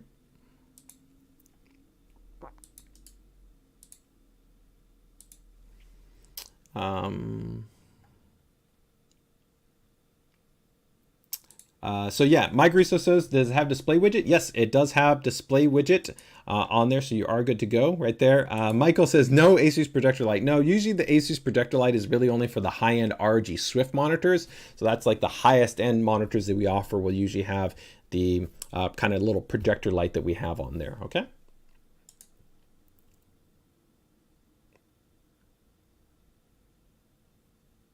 Yeah, Shadow Fox, again, as I noted right here, I do recommend that if you're talking about true HDR, you generally want not only full array local dimming and ideally 1000 nits. We have multiple monitors that meet that specification, but it's 100% true what I said is that an HDR 600 monitor, even an HDR 400 monitor, the cross benefit, even though you're not playing in HDR mode, is that you're going to get better SDR performance. You have higher driving levels that you have. Monitors that don't meet that rating, you'll inversely find that if it was just like a 250 nit monitor, generally don't have that higher level of a nit rating. And like I said, even within an SDR environment, being able to have a monitor that can operate in an SDR environment in 350, 450, 500 nits is actually quite nice in terms of being able to provide a punchier, more dynamic, and just brighter image. You can see that actually even within people that take a look at things like an OLED display and find that the SDR luminance value, even when you're not talking about HDR, is too low, right? That they wish that wish it was brighter. Although on our ROG Swift OLED, it is actually brighter than competitors for both SDR and HDR. So, now you know, right? All right. So let's go ahead and see a there right there. Is there anything else? Any other quick questions? Michael Brunt, I'm not sure. And your question is, what was the 500 hertz model? If you're talking about the 500 hertz, that's going to be the ROG. You're talking about for the ROG Swift side. And that's actually technically now the 540 hertz, right? So, yeah. So, unless there's any other questions on that, I think we're going to go ahead and go to our next display. But I will go ahead and drop that there in the chat there if somebody is interested in seeing that. We don't have any updates yet on that 540 hertz display. It'll be coming a little bit later on, but yeah, for those that are looking for super crazy kind of next level ultra fast motion refresh rates, then we will also have that coming in the not too distant future. All right. When is this monitor coming to the EU market? I couldn't tell you. Again, for other regions, each region has its own essentially a kind of product matrix, so they may or may not carry this model. So depending on where you are in the EU, right? So you would actually have to verify with that country. So ASUS in that country. So if it was ASUS Germany, ASUS France, take for instance, you'd have to check with them and find out if they're carrying that model, and then what would be their projected timeline. Generally, Europe is fairly similar to North America in terms of the release, so I would expect that if they are carrying it, you should probably be seeing it come out in the next month or so. But you would have to confirm with them to actually find out if they actually are going to be carrying that display. All right, let's go ahead and go into our next display, which is going to be the PA248CRV. So the CRV is actually an update to our prior CV series model, and really one of my favorite displays that we had actually in our lineup. So if you guys are not aware, the big thing that we offer really with the ProArt series, right, is that they are focused really at kind of, I'd say, prosumers, professionals, creators, could be also people that are working in science and simulation in the medical field, or, actually also people working in CAD and architecture, essentially where you want high quality, high uniformity, a lot of flexibility when it comes to calibration and color controls, because traditional monitors tend to be limited to what's called 3-color axis control. Professional series monitors can offer quite a bit more control. So you commonly will see on our ProArt series displays 6-color axis control, which is very important to be able to have even tighter tolerances between actually different color bands, right? So that's very important, especially when you also get to higher performing panels. So that's going to be a differentiation point that not a lot of people understand, because you can have very, very good quality monitors in terms of their color gamut and even their out-of-box color accuracy. But when you go to maybe adjust them specific to the workflow or the content you might have, you might find them more limited in terms of the calibration options that they have available. So you get, even though this is a more entry display at only $300, you get that 6-axis color control, where very few monitors in, let's say, the gaming type of lineup would have that type of color control flexibility. Now, the big thing you guys are going to notice right here is that this is a 16:10. I really, really love this because this is actually going to be an increase in terms of your vertical resolution. So this is a 1920 by 1200 base display. So if you're also somebody that loves to maybe, read email, Twitter feeds, social feeds, you're scrolling, Discord, things along those lines, this could also be a fantastic option if you rotate the panel, right, and you go with the vertical orientation setup, right, because you can go ahead and go with portrait, or you can also go with landscape. So you could go with either type of configuration, but the benefit here is, again, is going to be that increase in terms of that vertical resolution. Outstanding coverage right here. You can see 97% DCI-P3, USB-C. Now, our prior CV model already had USB-C, but we upgraded this to even a higher specification, so up to 96 watts now. That can, of course, carry both the DisplayPort signal as well as, of course, audio, and also be powered. So if you're running this to, let's say, like a Asus ZenBook or a VivaBook or a G series laptop, then that's great, because you can have one single cable that can go ahead and get you connected. Kalman verified. Now this is interesting. This might be new to some of you. This VESA certified media sync display. This is actually the I don't want to say alternative, but it's essentially VESA's specification standard for essentially like an adaptive sync technology. So when you see that, that essentially means that there's an adaptive specification that is part of the VESA compliance spec. So this is something that you may start to be seeing essentially on more monitors as we see them come to market. 24 inches in terms of the overall dimensions. It has a smaller base than we had in the prior generation and a much slimmer bezel design. You're also going to see a big difference here on our ProArt series. Here is going to be front-facing buttons. I really like this, and I think that a lot of kind of professionals prefer the accessibility of knowing exactly where the buttons are. If they want to have the quick on-screen layered options to be able to check different types of dimension and output sizing for different types of print work or for different types of actually assets, then they can do that very easily, along with of course, the little multifunction stick right there, which you can go ahead and use to navigate the OSD. So it's really nice, really convenient, really easy. You don't kind of have to reach your hand in the back to try to figure out where the buttons are, right? I think it's a really nice intuitive layout, right? And the other thing right here too that you'll see is that we went ahead and slimmed down the profile in terms of the overall design right here. The back is also actually, it's subtle, you might not realize it, but there's an aluminum plate here, and that helps to actually give us better cooling performance, which can be beneficial to actually color uniformity as well as the lifespan for the panel. Of course, you have VESA mount support, and as I noted right here, the stand is also going to be smaller. Now, in terms of connectivity, the really cool thing is also on the PA displays, you have a lot of USB ports. So there's actually 2 USB ports that are going to be on here, but then there's actually 2 USB ports that are on the side. So the cool thing about having those additional USB ports on the side is that if you maybe wanted to go ahead and connect maybe like a flash drive or an external drive, a printer, a camera, you can do that without having to go under the monitor. So you have a total of 4 ports. Also, something that is rare, especially in this price point, is going to have the ability to daisy chain through DP. DisplayPort does offer the ability to essentially have daisy chain support. So you can see that if you put 2 of these together, you don't actually have to run the cable all the way back to the system. It can be run just directly to the monitor. So this helps to kind of minimize cables and gives you more flexibility. So it's, again, a very nice addition. For $300, this is a great option, and we will be shortly introducing essentially the 2 other models in the CRV lineup. So if you want to step up to a 1440p monitor, we'll have one, and then we'll also have a 4K monitor version. So we'll essentially be re-updating the current lineup that we have right now. So a 1920 by 1200, a 1440p, so 2560 by 1440, and then a 4K base model. And here are that essentially the USB ports you can see right there. Very nice and easy and convenient to be able to go ahead and access. You get all those cables in the box, the USB-C, the HDMI, and the display port, as well as, of course, the calibration profile that's available to you there right there.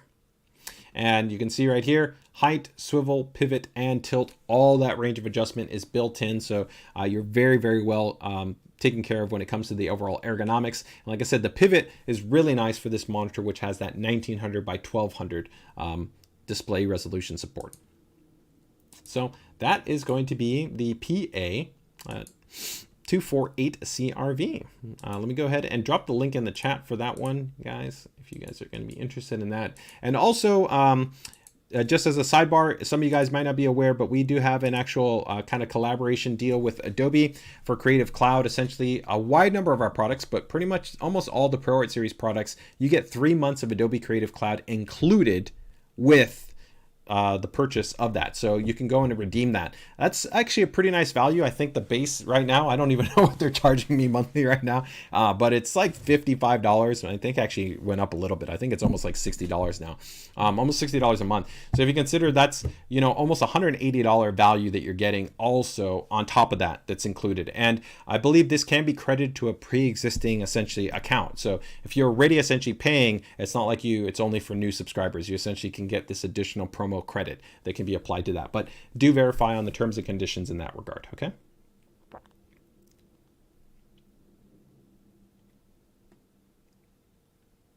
Michael gives a little bit of love saying there that I love the extra real estate and the front buttons. Yep, I would definitely agree. Hey, Rick Stark Campbell. Hey, man, happy to have you, man. Love that icon. That's very, very nice. Always digging that, right? David also says, I always like 16 by 10 displays. Yeah, I would actually love to see even some more different types of options for 16 by 10 displays. I really do appreciate that.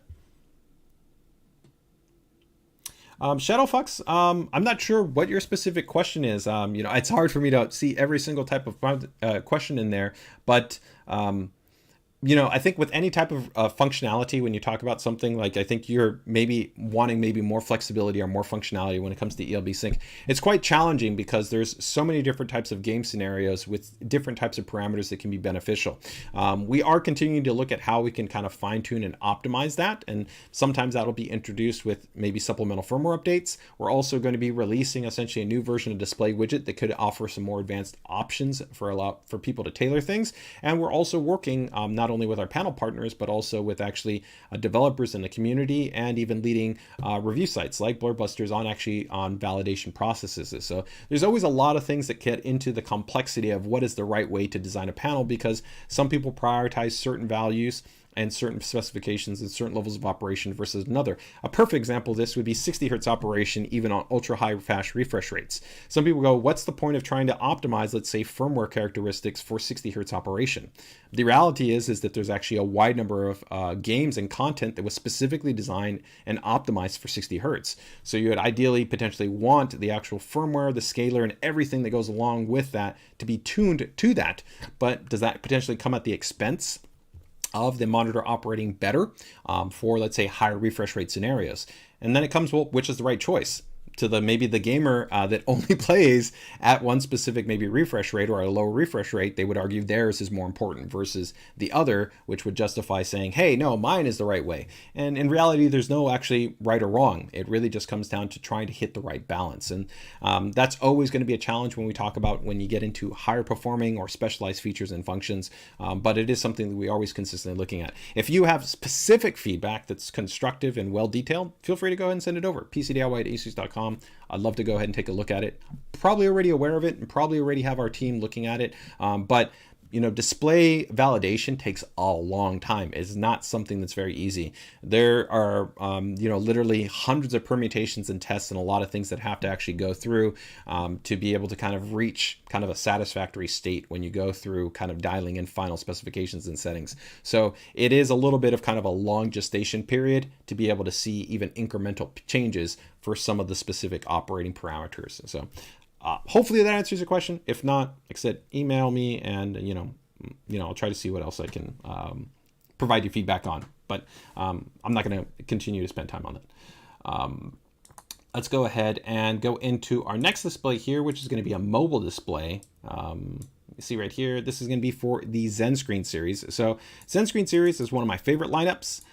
Great option right here. And this is a pretty cool option that we're going to be introducing in terms of our portable displays. So traditionally, for most portable displays, you're generally going to be limited to actually a lower refresh rate. But the cool thing is actually with this display, you're actually going to be getting a higher refresh rate that wouldn't normally be available, short of kind of going with one of our gaming-based monitors. So in the past, most of the Zen screens were generally going to be 60 Hertz. They were not generally a high refresh rate based monitor. So here you're going to see that you're going to get a 15.6-inch portable display, IPS, very, very good actually color coverage in terms of actually sRGB coverage, 100%, 144 Hertz refresh rate, which is great because even many of our now actually laptops actually support 120 or 144 Hertz, even on the more entry level side. So we're not talking about gaming laptops, we're just talking about maybe like VivoBook, ZenBook, ExpertBook, different types of products that are having higher refresh rates.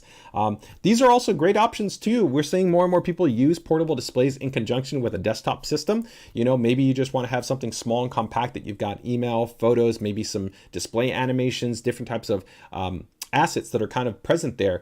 And we have a comprehensive lineup. We have everything from 13 inches to upcoming to a 24-inch model, touch, non-touch, wireless, all types of permutations and options that are really great for being able to kind of give you different types of display configurations for even a desktop setup. So even though we're talking about a portable monitor, you might use it in a stationary manner and it could work really, really well for you. USB-C type connectivity on here. That means, of course, single connection can provide the power as well as actually the display port signal. You also do have HDMI, which means that this will pretty much work with anything. So you could pair it with a camera, you could pair it with a laptop, with a Nintendo Switch, with a console. Pretty much anything you want that has an HDMI output would work with this portable display. And then with USB-C, of course, that product would have to support USB-C display alt signal, but as long as it supports that, then you would have that flexibility as well. You'll see that it does have an integrated kickstand, which is really, really nice in terms of just being able to easily, take out of a bag or prop it up if you don't want to have a stand or anything along those lines. There is our optional stand, which we covered in a prior PCDIY stream, which will also work with this model so that if you want to have it in a more fixed stationary configuration, you can go and do that. And that's via the tripod mount that it has on the rear. Now, you don't have to use our stand. You can get creative with kind of different types of threaded kind of tripod mounts that could attach to this and use that as a way to kind of prop up the display, but we do have a dedicated tripod mount stand that is designed for this monitor that's quite nice. It's made out of metal, has a nice little weighted design to it. It works quite well. This will work, of course, with automatic screen orientation support. So again, if you want to use this for like Discord, chat, social feeds, you want to look at Reels, you want to have just YouTube Shorts, different things along those lines. Really, really nice to be able to have that propped up as a secondary, like I said, auxiliary display for that more vertically inclined type of content if you didn't want to use it in the traditional landscape orientation content. You do also have a dedicated earphone jack on there. As I noted, mini HDMI support, Type-C support right there with the power input, and then a secondary USB-C. Now you might ask, well, why would I want to have two? And the advantage of that is that, maybe you want to directly power it and charge it, and then you would want to be able to have one that also passes the signal. You have maybe kind of different display connection setups, right? It just gives you more flexibility to be able to have two connections on there that both actually serve that same function. And you will get all the cables pretty much inside the box. So you get your USB-C cable, a USB-C to A cable, and the mini HDMI cable, a USB-C adapter cable, which will go essentially from that Type-C to a Type-A connection, which is very convenient. A cover so that you don't have to worry about any kind of grit, dust, debris, dander getting in the tripod socket, and your power adapter, and even a nice little sleeve. So the sleeve is just, you can slide that monitor in there and you're good to go. for 280 bucks, I think this is a fantastic addition to be able to go ahead and, like I said, have some more flexibility with a very, very nice portable display there. Or like I said, a stationary display. And again, if you're interested, we have tons of other options. Again, we have OLED options, we have ultra high refresh rate options, so 240 hertz options, 17.3 inch options.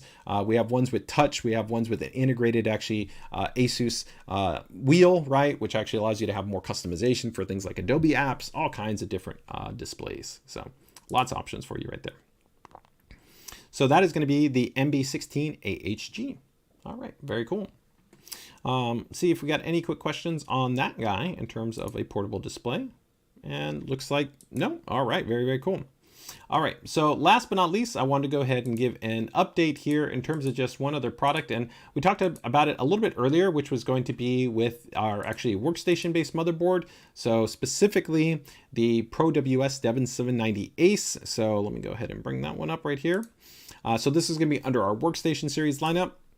And this board is now officially available and has an MSRP price. And I do have also the price for the Sage. So the Sage should be $12.99, and then here for the Ace will be $8.99. And you can currently, I believe, get either a tentative pre-order or shortly be able to actually add to cart on Newegg for the Ace. So you're going to see essentially channel availability pretty much continue to kind of expand upon over the next kind of about 7 to 12 days. But the Ace should be essentially available very shortly and will be coming in at $8.99. Again, Ace is more suited towards technically the W2400 series, and if you're looking for the higher end series kind of board pairing, I would probably be considering the Sage if you're going to be looking at the W3400 series CPUs. And the main differential comes down in terms of the PCIe expansion. There is also some differences in terms of the I/O and the actual storage expansion support. So if you're interested in kind of getting a full breakdown between the two series of motherboards, make sure to go ahead and check out our full kind of coverage live stream that talks about the chipset, overclocking characteristics, PCIe lanes, the memory channel configurations, all that stuff. We have all of that covered. All right. Joseph says, cool. Yeah, I definitely agree. I think those are very, very cool boards. Again, not going to be for really kind of the vast majority of you that might be gamers, but if you're definitely a professional, you can take advantage of huge number of cores, impressive frequency, those specialized instruction sets that are also going to be available on those platforms and those CPUs. Very, very, very cool platforms. So that is going to be an update for the server workstation series, specifically the W790 series motherboards. All right. Let me see right here, Tough Gaming, TG series, the giveaway. All right, so now let's just quickly go through a couple of, I think, some cool promotions that we do have going on. If you guys have any questions or comments, feel free to drop them in, but we're gonna get ready to jump into the PCDIY Web Builder Spotlight and just a pinch right here. But I do wanna go ahead and touch on some cool promotions that we do have going on right now. So let me go ahead and open a few of these while you guys let me know if you guys got any questions, and I will go ahead and see if I can answer those for you. Let me see right here. And we have some pretty sweet promotions that are actually going on right now. So, and this covers a pretty good gamut. We've got some peripherals, we got some monitors, we got some routers, good number of items that are going to be on promotions. I'll go ahead and I'll have a dedicated post in the PCDIY group too that covers these. So if you guys are interested in checking these out, then you can go ahead and check those links out there in the group. Okay. All right, so let's see what we got going on here. Let me go ahead and open these up. All right, so we're going to go through these pretty quick. All right, first one's going to be the Tough Gaming VG279QM. This is going to be 27 inches, 1920 by 1080, fast IPS, 280 hertz, 1 millisecond gray to gray, has eLMB sync, G-Sync compatible, and display HDR 400. So just like I talked about before, while you're not going to be having HDR gaming experience, this is definitely going to offer a brighter experience than a standard SDR monitor. So again, if you're coming over from an SDR monitor, maybe from a few years ago, it'll be a noticeably brighter picture quality. And of course, you're also going to get that improvement of having that fast IPS-based display. This panel, this monitor normally comes in at essentially $300. Right now, $40 off. So that's going to be $260 that you can go ahead and pick up this monitor right here. So let me go ahead and drop this one in the chat.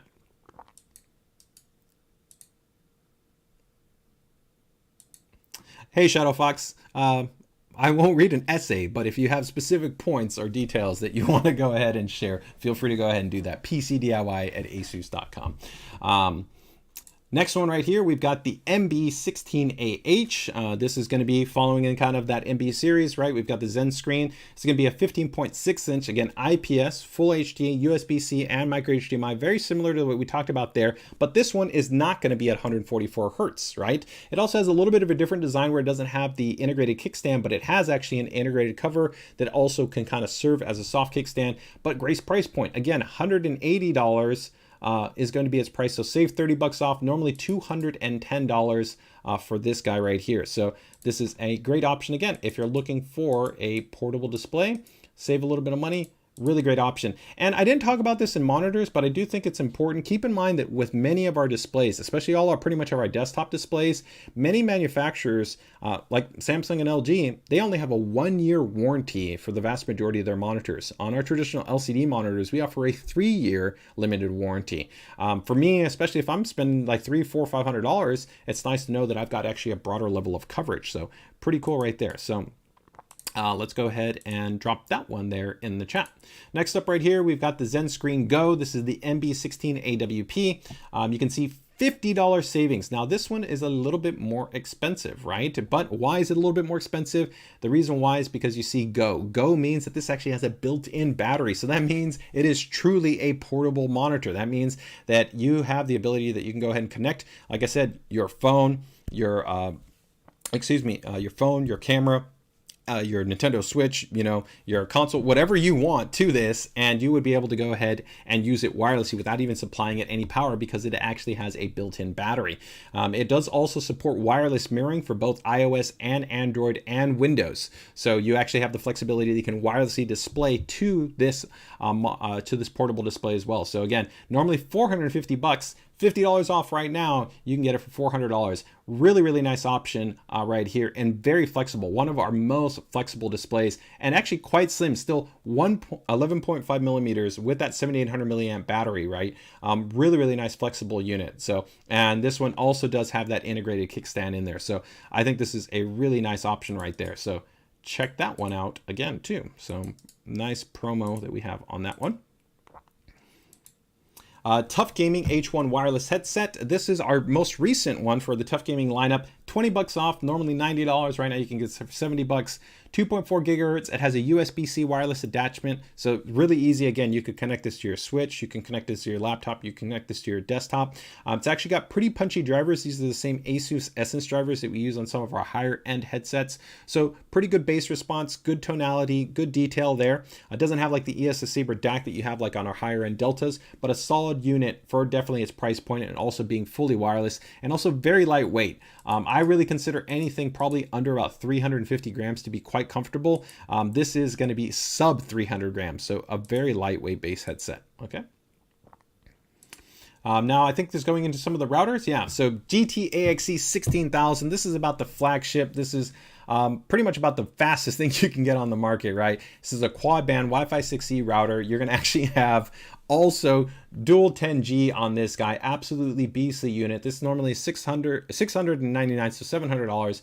$50 off right now. If you're talking about that, you really want that ultra high speed wireless performance, you want 10G based connectivity, you want 4 bands. This is an absolutely insane unit to also use if you're talking about wireless backhaul flexibility, where you can have a dedicated band and then still have multiple bands exposed available to your network. You can run all kinds of advanced features and functions directly on the router, including on router VPN. And we support really great specifications like WireGuard, Open VPN that you can run straight on the router. You have deep packet inspection analysis technology that also runs directly on the router too. Some really great stuff, but again, really great price point in terms of being able to actually save quite a bit of money on this router, which is expensive, but you don't normally see the price savings on those. This is maybe my favorite model for the sweet spot, and I would even consider this a really outstanding option to pair up. It's an investment to do 2 of them, but if you had a really, really big home, now keep in mind, most homes, even up to around 3,000 square feet, don't need mesh. You actually would probably get better performance from a single router due to the fact that you have more bands that are going to be exposed. But if you really wanted to go mesh and have the ultra high performance, this is maybe the best value that exists on the market. The RT-AXE7800, which is a tri-band router, Wi-Fi 6E, has 2.5 gigabit support that can be used as a wired backhaul or as a wireless backhaul. And you're saving $30 right now. Great option, $300, even at its regular price point. I think maybe the router to get if you really want to step up to Wi-Fi 6, Wi-Fi 6E, and have 2.5 gigabit networking, and supports almost all the same set of features that I talked about with the higher end quad band based unit. So really great price savings for this model right here. GTAX 11000 Pro, very similar to the RT model I just talked about. Doesn't have Wi-Fi 6E, but it actually has the exposed uniband support, which gives it actually 5.9 gigahertz, which is very similar in terms of that extended band to be able to unlock essentially higher throughput and higher performance. Nice savings as well. Another $50 off that you have here on this model as well. So you have that available to you. And on these models too, you're also seeing, again, multi-high speed gigabit connections. So on this model, let me go ahead and show you actually the spec that you have here. This one's also going to be a quad core SoC on here. So tri-band based support, but 2 gigahertz quad core SoC, 1 gig of DDR4 memory. So that's outstanding for really being able to manage a huge number of devices, very high level of performance. And then on those ports, again, you get a 10G port and a 2.5G port. So this one is a really great value. It's expensive, but if you want that 2.5G and that 10G, so 2.5G coming in for your WAN, and then 10G for being able to have connection to maybe, let's say, like a 10G enabled motherboard or something along those lines, this is another great option that you have available to you.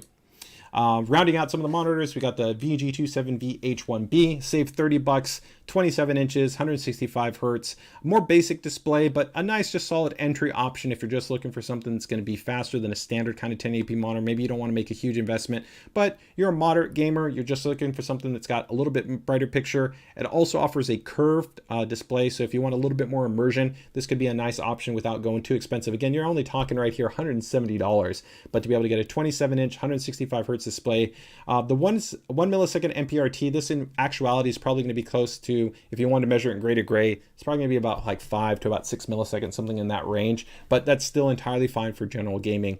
But I think this is a nice option if, like I said, you're kind of a moderate gamer, you don't want to break the bank in terms of a huge investment, and you want to bump up to curve. It's going to be a really solid option, and especially at that resolution, very easy to drive to be able to give you some high refresh rate. Okay. Somebody's asking here, max wattage on the Loki is 1,000 watt for right now. Yes, we will have a 1,200 watt later on, but right now the max that we're launching, 750 watt, 850 watt, and then the 1,000 watt. Okay. And then our last two items right here, we've got the ROG Curious. This is the wired model. This is ultra light, 62 grams, PBT buttons, has a very high quality bin sensor, essentially guaranteed 1% CPI deviation. You can go ahead and customize the switches. You have that ultra light ROG paracord cable, onboard memory profiles. Really, really great choice. $20 off right now. Normally $70 and $50. We have a whole dedicated stream that talks about all of our mice, a lot of the cool functions and features that we have, especially if you're interested in swapping out and customizing your switches. It doesn't matter whether you're talking about Logitech, Razer, SteelSeries, Pulsar, I don't care. None of them have the ability you can hot swap your switches. If you want to be able to easily do that and not have to solder anything, ROG is the way to go. The ROG Gladius 3, this is one of my most consistently favorite mice that we have in our lineup, tri-mode. So Bluetooth 2.4, USB-C. You get a secondary pet of skates in the box. It also comes with a secondary set of switches in here. It has an ultra high performance optical sensor in there that's also bin 1% CPI deviation, onboard memory profiles, multiple lighting zones, fast recharging support, really great mouse, really nice balance in terms of its overall weight to distribution. Again, also hot swap socket design so that you can go ahead and change out your switches. Normally $120, $30 off right now. You can get it for $90. So some pretty sweet options right here. Is the encoder supreme? I like our encoders. I think our encoders are kind of smooth, but you know, encoders, they're debatable as far as, you know, some people sometimes want something that has a little bit more tactility and kind of clickness, and other people prefer something that's going to be a little bit smoother. I think we hit a pretty nice balance on what we have there with the Gladius and the Curious, but you know, that's kind of one of those things that mice have definitely a high level of, I'd say, personal preference that you kind of have to account for, right? So it can be a little bit tricky there. All right, let me go ahead and just see lastly here if I got any questions before we get into the PCDIY Builder Spotlight. DePotes is saying, is that the router that was from CS 2023? No, CS 2023, the main showcases that we had were going to be the Wi-Fi 7 routers. So those are going to be coming a little bit later, but that's going to be the next generation, right? These are pretty much the current flagship routers. So we showed those off essentially at the last CS, so CS 2022. Okay.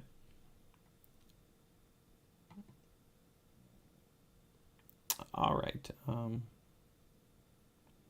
Michael, asking about the warranty. The reason why I just state limited is there are actually factors that just, the reason why limited, I just use that is not because they're trying to kind of hide anything or there be a catch-all, but there are kind of requirements, right? But even within disclosure of requirements, I think that we actually do a better job. To be frank, if you actually check, let's say LG or Samsung again, they don't openly disclose a zero bright dot policy or dead pixel policy.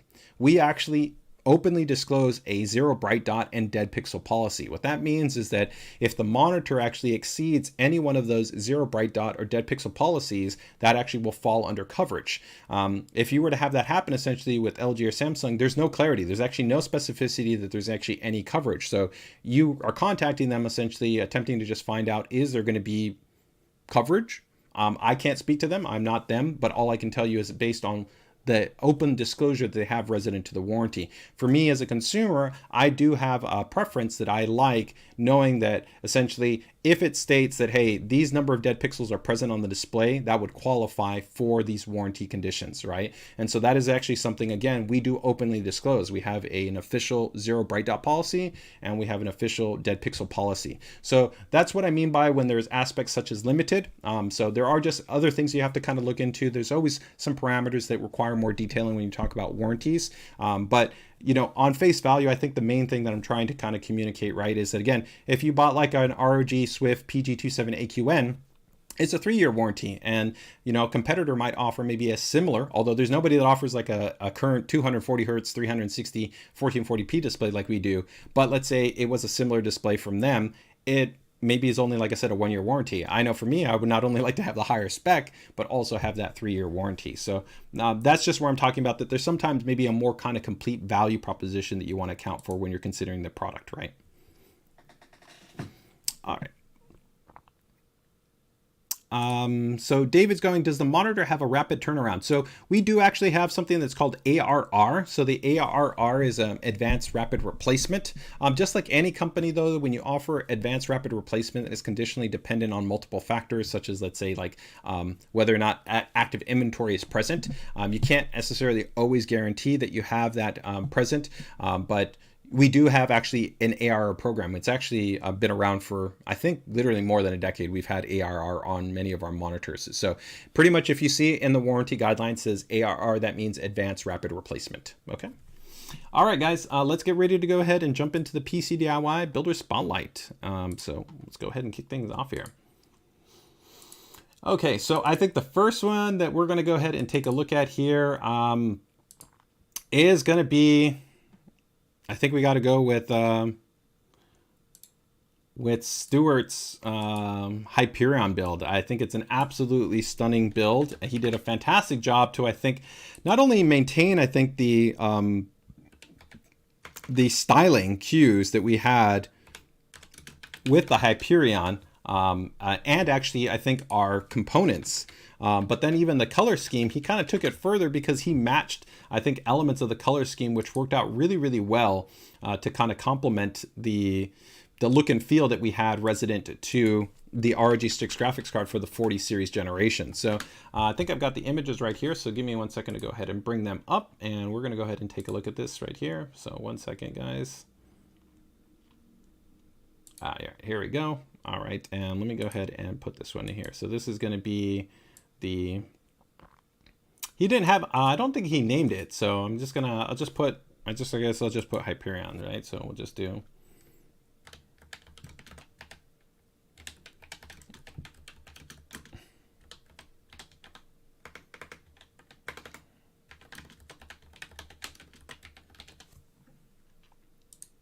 All right, guys, so let's go ahead and take a look at it right here. And we'll also go ahead and link you guys to the site here in a moment. He did actually a great kind of like also kind of, I'd say review, and there's a cool time lapse too. And we'll see if we can go ahead and take a look at that. So here we can see we've actually got the whole setup that we actually sent over to him. So it was actually a sampled project in terms of actually a build project that we love to actually have him bring his creativity. I remember he actually moved to the United States. I really purposely reached out to him because I wanted to make sure that we really worked with him, because I've been a big follower of his for years, and I've always appreciated his creativity, his insight, and his passion when it comes to PC building and modding.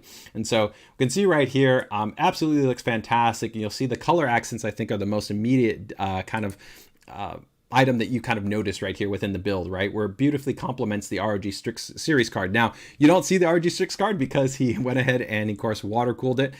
So you don't actually see the accents on the graphics card, but that's where the inspiration comes from. Is there's essentially on the 4080, the 4090, the 47 Ti, not the white edition, but the black edition on the front of the card, we have actually a little bit of a kind of color play accenting that we have there with kind of this blue, pink, gradient, purple vibes right in there, and that's kind of all tied in there, and that's the reason why you see this little bit of this dual tone color accent that's present in there, but absolutely looks fantastic.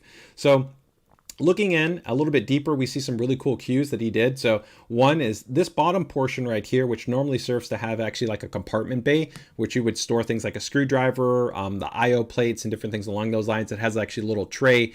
You can go ahead and store different miscellaneous items. He actually integrated a cool little stat panel. You can see right here, he did Armory Crate. So Armory Crate right there is visible, so you can see things like your clock speeds, your temperatures. You can see information right there. I don't know if it's a touch display. If it's a touch display, that'd be kind of pretty cool, because it means you could even actually like change your fan profiles or different things like that by literally kind of pulling that back and touching it, which is pretty wild. But even if it's not, it's a really cool, just subtle design accent, which just kind of further elevates it.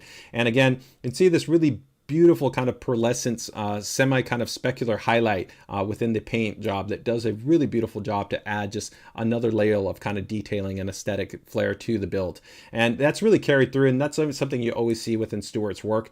You can see also these really, really beautiful, of course, accent points where he's gone ahead and taken two separate fittings. So I believe here in these fittings, right, they come in blue and they come in red. And what he did is he just essentially got two sets of them, took them apart, and then put them together. So it's essentially, it's a mix and match type of setup, but it's really something that's beautiful. I love when these type of little subtle details are present. It's the same thing like using sometimes like countersunk screws or washers on your mounting points for the motherboard to be able to add or offer a little bit of kind of a color, flair, and detail to your build. But looks really, really, really nice in that regard. I also really love the fact right here when you take a look at it, how all the water cooling hardware I think is pretty much almost all Bits Power right here, and they look fantastic. Bits Power has a very distinct look to it that has a little bit, I'd say, more kind of fluidity and curves to it, which I really like, because the Hyperion, while it has a lot of angles to it, there is a little bit kind of rounded geometry in there, which I think complements some of the curves that you see within what Stuart's done here in the layout.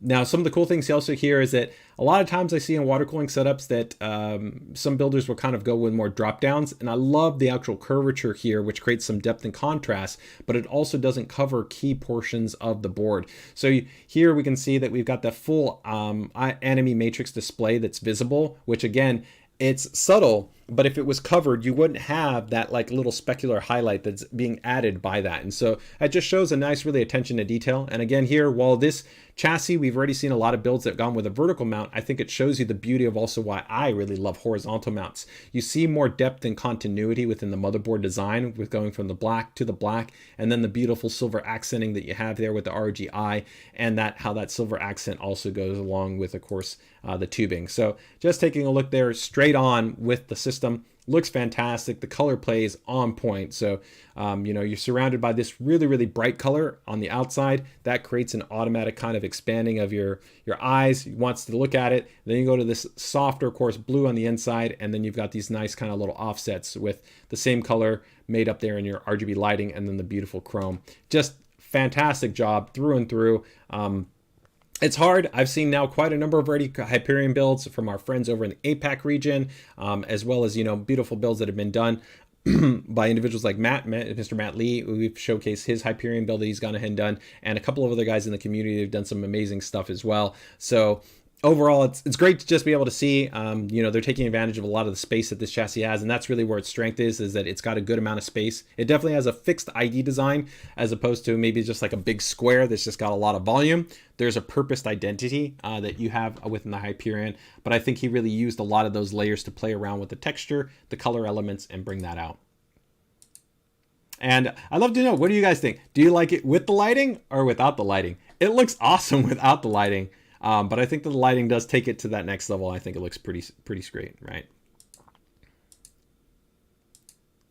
And here, probably my favorite design accent, and this is for some people maybe the polarizing element of the Hyperion, but I really love that strong ID design that it has. It's really distinct, it's really stylized. There's unquestionably no argument that you're not going to be able to identify this as a Hyperion with that big beautiful X frame, right? And that really complements some of the design language we see in some of our other products, like in the chair that we have, right? The chair features that same kind of skeletal frame design in its frame, and it looks really cool, really distinct, and I think just adds a distinctive element. And in the future, hopefully we'll have some customization elements where we might have like STL files, which will allow modders to be able to go ahead and remove these and maybe even further accent and customize the front panel with some interesting design elements too. Beautiful bits power block right there. I love the actual translucentness that the block has, along with the silver accents that are visible. And you can see, totally doesn't need an active backplate. Again, the Strix card doesn't need an active backplate. No 4090 needs an active backplate. But you have to admit, it looks fantastic, and it looks really, really nice with the transparency on there. And of course, all the fittings and all the rest of the tubing just looks really great there. Michael saying triangle displays. I don't know if it will be displays, but we're going to have essentially STL files, and because they could be removed in theory, I guess if a modder really wanted to, maybe you could actually I guess maybe put a display in there. I don't know. You'd have to find like where you could get a triangle display, but that could be maybe even an additional accessory that maybe a partner could develop, right? That you could change these actually into displays. That would be pretty wild, right? And there you can see now with the doors on there where it's got those open wing gold doors, which are pretty cool. So overall, very cool, very distinct. Unquestionably, fit, finish, and execution is on point. Really a stunning build and a fantastic, fantastic kind of mod and build that's done here by Stuart. So amazing. I absolutely loved it. He's out of town. He wasn't able to go ahead and do the submission spotlight right here, so I don't have some of the details that normally we collect, right? But I love it. I'd love to see what your guys' thoughts are. Let's go ahead and see if we can quickly bring up the little bit of the time lapse here before we get into the next PCDIY Builder Spotlight. I'm going to go ahead and drop the submission there in the chat, so give me 1 second. And yeah, so I'm going to get this one up right here. And in terms of the hardware, actually I do have the hardware list right here, so let me go ahead and actually open up the images. Again, I'll leave the image open, and I don't even know, they all look so great. They all look so good. But we'll do it this way. Okay.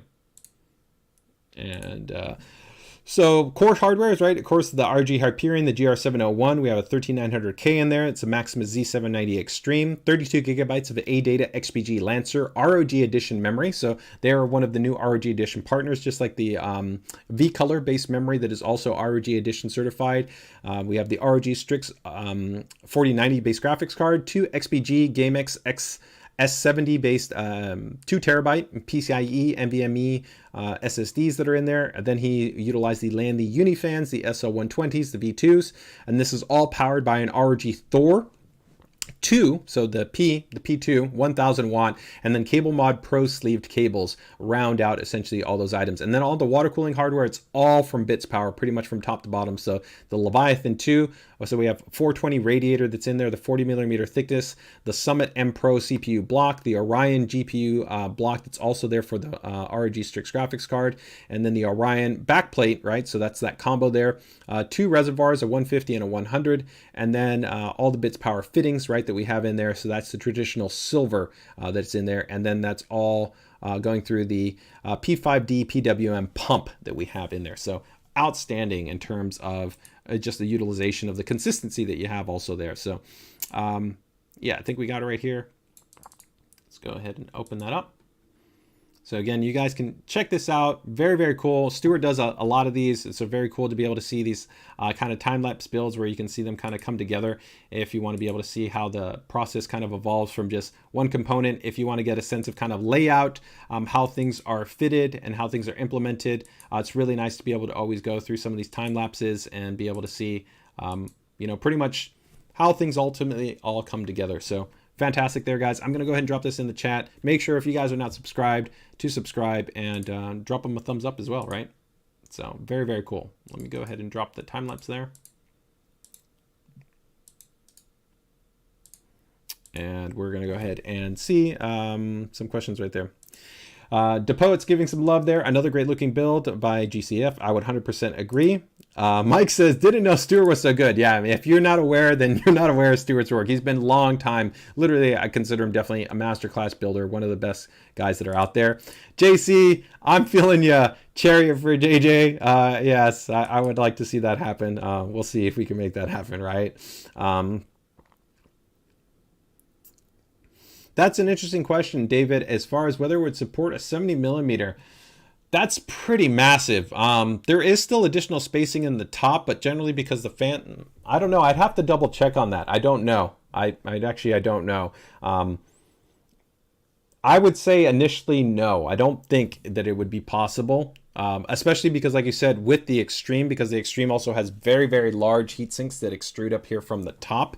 But I'll have to check on that. But keep in mind, I guess maybe if you did a monoblock with one of the boards, so if you did like a monoblock on one of our Z790 boards, then potentially you might be able to make that work, right? But I would have to go ahead and check on that, right? David says, just love this build, not overdone, very clean, but bold and great looking. I would definitely agree. Miguel throws some love saying, with or without lighting, this thing is a masterpiece. Paskowitz also says, I dig the X-Frame ID. I 100% agree. I think it definitely gives it a very cool kind of distinctive vibe, right? So overall, very, very cool, guys. Check it out. I dropped the link there in the chat. So if you guys want to go ahead and check it out, you can. And there's also the full build gallery too here. I will drop in the chat. So you guys can go ahead and check out his website. He's got a full breakdown right there that includes, like I said, all the components. And also Stuart is actually part of our PCDIY group. So if you have any questions on that, feel free to go ahead and ask him. And he will definitely let you know. He's a fantastic member of the community, great guy, and likes to share his information. Actually, he joined us at one of our recent PCDIY events to be able to go ahead and impart a lot of his experience and expertise when it came to liquid cooling. It was great to have him there and be able to have him talk about that. All right, let's go ahead and take a look at our next build here. We're going to look at, let's say, critical error computing. We got a build right here from them. This is called the sweet spot. So we're going to go in the totally other opposite end of the direction. And we're going to go with a much more basic build, but I think still one that's really nice and clean and well executed. You know, definitely for all of us, we're not necessarily always doing something crazy and high end. So it's nice to be able to kind of see different options. Critical Error Computing is actually not only a member of our community, but they're actually also a system integrator. They are a system builder. So they do actually build systems. They do retrofits for users. They do a lot of different stuff, and they have submitted before. So let's see what we got right here. We got a little bit of a close-up shot. We can definitely see this is going to be a more compact system. Definitely a little bit more of an entry system right here. We got a Prime Series motherboard. Looks like probably like a dual series graphics card. I love those Team Force Delta Series memory. I just love that clean, diffused strip right there. Some nice little touches right here in terms of cable management, where you can see right here, they've got some nice little clamps right there, keeping the tubing nice and clean. And this is something that they've started to do as of late, where they're actually using essentially these covers to kind of hide all the cables and to provide a consistency. It has a definitely interesting look to it. It's quite distinctive compared to, I think, openly seeing a cable. So it's a very kind of cool way to kind of differentiate, I guess, and offer kind of clarity to, you know, you as a builder, and kind of stylizing your execution right there. Definitely really, really nice clean cable management. We always ask, you know, for people to include cable shots in terms of how their system looks, and they don't necessarily always do it. But we can see right here, of course, they've got a lot of experience as a system builder. They know where they're routing their cables. Really nicely, tightly packaged in here as far as kind of running them through individual paths. I like this. There's no clear obstruction. I like leaving this space also open. For me personally, sometimes I tend to prefer to kind of isolate these maybe a little bit more. It might look a little bit more crowded, but I like to kind of separate sometimes my cables so that I know specifically this is for one channel or another channel. And if you guys know, I don't like zip ties, not because they can't look very clean, but I like to be actually able to make adjustments, right? And so zip ties generally are not going to be favorable to that, but for a lot of people, they prefer them as opposed to like a hook and loop fastener. That's what I tend to favor when I'm doing my cable management, but there's no arguing, really clean and well managed right here. Especially there's not a huge amount of chassis room here in the back, so you've got to be really well laid out to be able to go ahead and manage, to be able to put on the rear panel. Nice little compact build right there with that landline. Nice little color scheme offset. Got a little bit of an RGB accent LED strip right there. Looks good. The two color code is also tool. So you got the little bit of kind of the teal with the purple vibe. I like that. And then we get that final shot right there. This is clean, compact, and nice. I also like the vibe here too, that it's essentially a kind of panda build is what sometimes people call it, right? So essentially having a white chassis and then black components. The cool thing was with the white, it's very reflective, so you get a lot of the color fill that comes through. Whereas if it was a black chassis, it kind of absorbs a lot of that color, and you tend to see it. You still see it, but it tends to be a little bit more spot weighted. So it tends to be more weighted on that specific component, where here you get a little bit more of fill, which I think looks pretty cool. So overall, I got nothing to complain about. It's a nice, clean, compact system, what they call it, the little sweet spot. So I think it's a cool little box. Let me go ahead and see if I can bring up his submission form right here. So this is from Critical Error Computing. Let's see, does the build have a theme? We set out to build a clean mid-tier PC using well-known parts and an easy repeatable process. So I'm assuming this is like one of their system configurations that they sell. What are 3 words you describe the build? Is high quality, clean, and affordable. It's called a sweet spot. In terms of the core hardware, we've got a Ryzen 5 5600 series processor, landline 240 AIO, or it can also be paired up with an ID Cooling 240X. Then from there, we've got a Prime Series B550-A, an Asus Dual 3060 card in there. The dual cards are great. They're compact, they're cool, they're quiet, really works well for that. Team Group 32 gigabytes. It's going to be 3600 MT CL18, so a little bit tighter there on the timings. Then you've got a 600 watt base power supply, and then a Samsung 1 terabyte 980 PCIe NVMe SSD. That's all inside of a 205 mesh landline chassis. And then he also adds 2 LED strips, and then choice of the operating system, Windows 10 or Windows 11, including the labor. That comes out to $1,300, which actually is quite reasonable, including the labor, and knowing that you have the confidence from a system vendor. I think that's solid. What aspect were they most proud of? We found an excellent balance of the price to performance in the bracket that we desired. I definitely think they nailed it. They did a solid job. We're adding corrugated tubing clips to our builds going forward. They are designed and printed right now. Interesting. So that's pretty cool. Of course, it took them just a couple hours to build as a seasoned pro. They focus this at really kind of esports and kind of general gaming, general desktop usage. So Overwatch 2, CSGO, Apex Legends, Valorant, things along those lines. Their favorite Asus function feature that they're just a big fan of Asus products. I know that. A strong BIOS, easy configuration. They also love the custom boot logos. Hey, let me know. Is anybody in the chat, do you guys customize your boot logo? Do you want to see a video on how to easily customize your boot logo? It's a cool little feature. Not a lot of people use it, but we've had it for literally like 15 years that you can go ahead and customize the boot logo. You can make custom little animations. I used to do it all the time with my system. I still think I have maybe 1 or 2 systems that have custom boot logos on there, but it's a cool little setup right there. All right, so fantastic, man. Solid job right there from Critical Error Computing. Cayman says, yes, that would be cool. Yes, show please. All right. I will work on that next week. If I don't do I'll do I think I can do a little video on it, but for sure I'll have a post in the group, and maybe next week we'll actually maybe even do it as part of the stream, because it can be pretty quick, where actually I can show you how you can have the custom boot logo animation right there.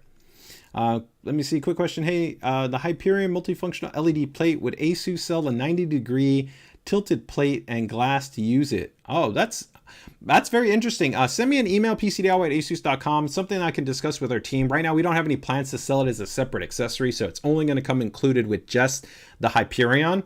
But it is a cool little accessory that essentially allows you to kind of just add some more desk setup flair if you end up using that space inside the Hyperion and not having the plate. Although I know Mike from HO Computers, he's doing something really cool where this is, again, the cool stuff the community doing. He's going to keep the plate in there, and then he's got a distro that's running on top of the plate, and then he's using that as a form of kind of backfill lighting for the distro. So that's pretty cool. So it's pretty interesting.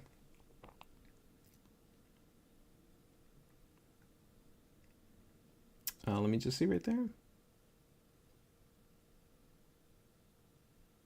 Let me just see right there. Yeah, so Mr. Matt Lee, thanks for adding that feedback. He goes, I used a 58 millimeter thickness 420 mat for my Hyperion build, and that was really on the limit. That's why I said I didn't think that was going to be the case, because I'm also counting, of course, for the clearance factor that you have to have.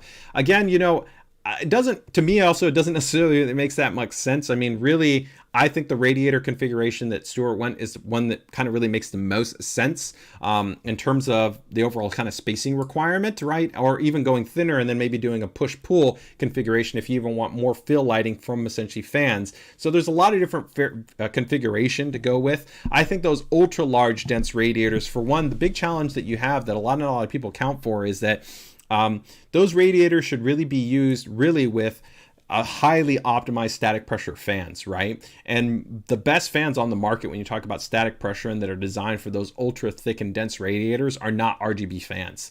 So it's odd to me because a lot of times I see RGB fans get used with some of these and I'm like, it's a not optimal pairing. So really when you start breaching into very dense radiator configurations, if you're not using those high performance static pressure based fans that are also running generally at higher RPM levels, then you're kind of sacrificing part of the value that you would have when you're talking about those large dense radiators. So there's a balancing act to making sure that just because you can doesn't mean that you should, and even if you are, that you make sure to kind of optimally match the configuration so that you get the best experience from it, right? All right, so next let's go ahead and take a look at our next build. We've got Strix in color, and we've got one other build to round out here, so we'll wrap up the stream with those two builds that we've got.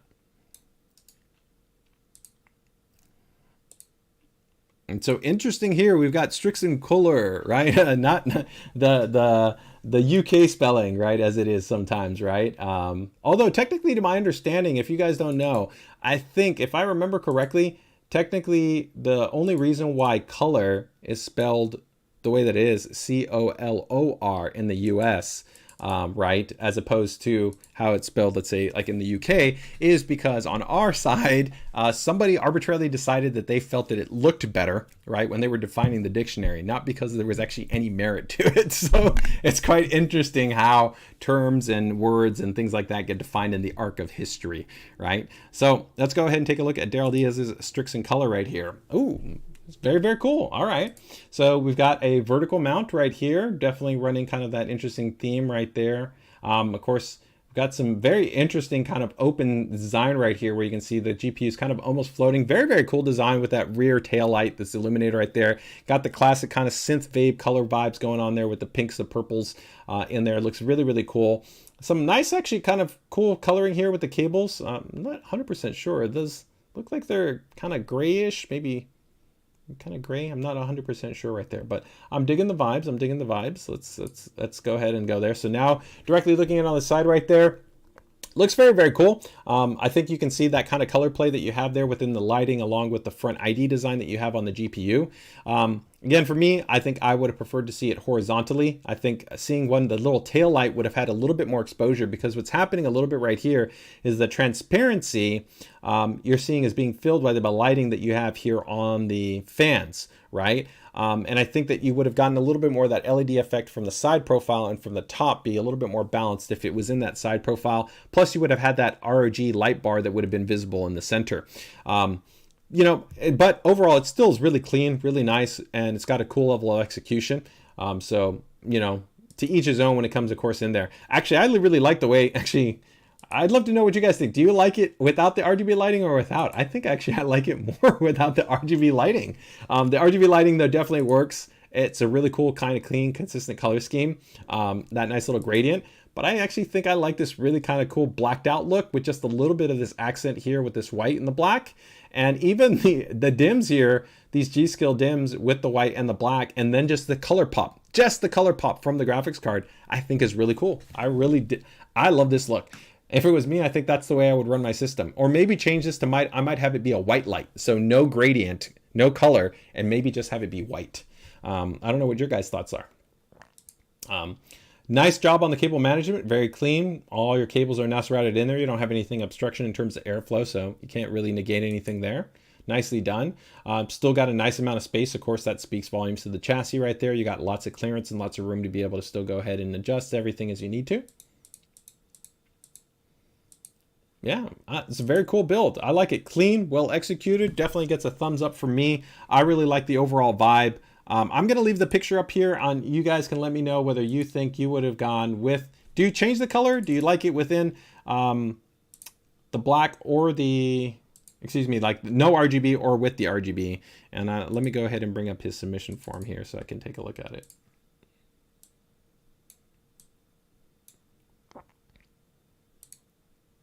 All right, so there we got the submission form. So let me know what you guys think there. All right, so this is from Daryl Diaz. Not his first build. Does the build have a theme? Is it following the ROG 4090 Strix red and blue black theme? Yeah, I think he definitely did that. So it's really nice. It does complement kind of having this nice little, this vibe that kind of carries over from the lighting into the blue and black. And then the red, right, that kind of goes in there, right? But just like Stewart's, is that this is not purely like a red, depending on kind of the angle and a little bit of the iridescence in the lighting. It has this little bit of kind of pearlescence and kind of variable kind of color tone to it. What are 3 words that you would use to describe the build? Minimal RGB, highlighting the ROG 4090 Strix. Strix in color. In terms of the hardware, I'll go ahead and bring up the part list right here. He's actually from Australia, about 4,000 Australian dollars. What aspect were they most proud of for the build? The 4090 Strix and the EK DRGB fans in the H9 case, right? Anything they would change about the build? They didn't put anything. I would assume with especially a high-end build like this, there probably is nothing they would want to change. It looks really, really nice. It's clean, it's well executed, and it's performant, so it's not much more you could ask for. It took about a week to put it all together, and that was predominantly just waiting for the parts.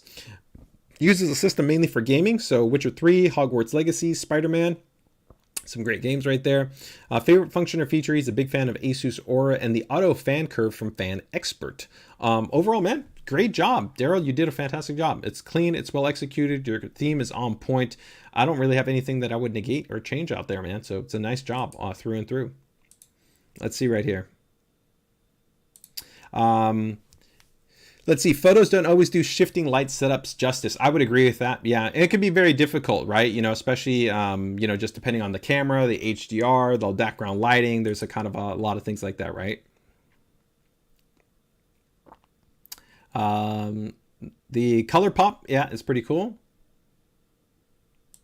Let's see. I think with the red, blue, or rainbow preset. Oh yeah, yeah. It's kind of similar to the one that I have right here. So this one's Starry Night, but I get what you're buying me. I think actually that one would look actually pretty cool. It would be pretty interesting. Yeah.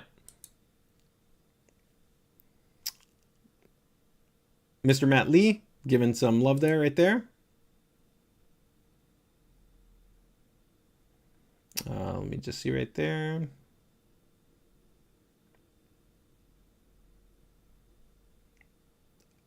Okay, all right, very, very cool, guys, but that's cool to see. So let's go ahead and wrap it up with our last build here that we're gonna have. This one is gonna be, I think, what is this one? I think this is Snow White. Is that what it might be called? This is from hopefully I'm pronouncing this right. I apologize if I'm not pronouncing it correctly. This is from Carwool Anis. Believe so. I'm not 100% sure. Apologize there if I'm not saying it correctly, but that's why we always try to put at least the text attribution there to make sure that we get their names listed correctly. All right. So this is going to be our ROG Snow White. All right. It's a fun name. Let's go ahead and I guess we'll start it from here. Let's go ahead and start from the setup.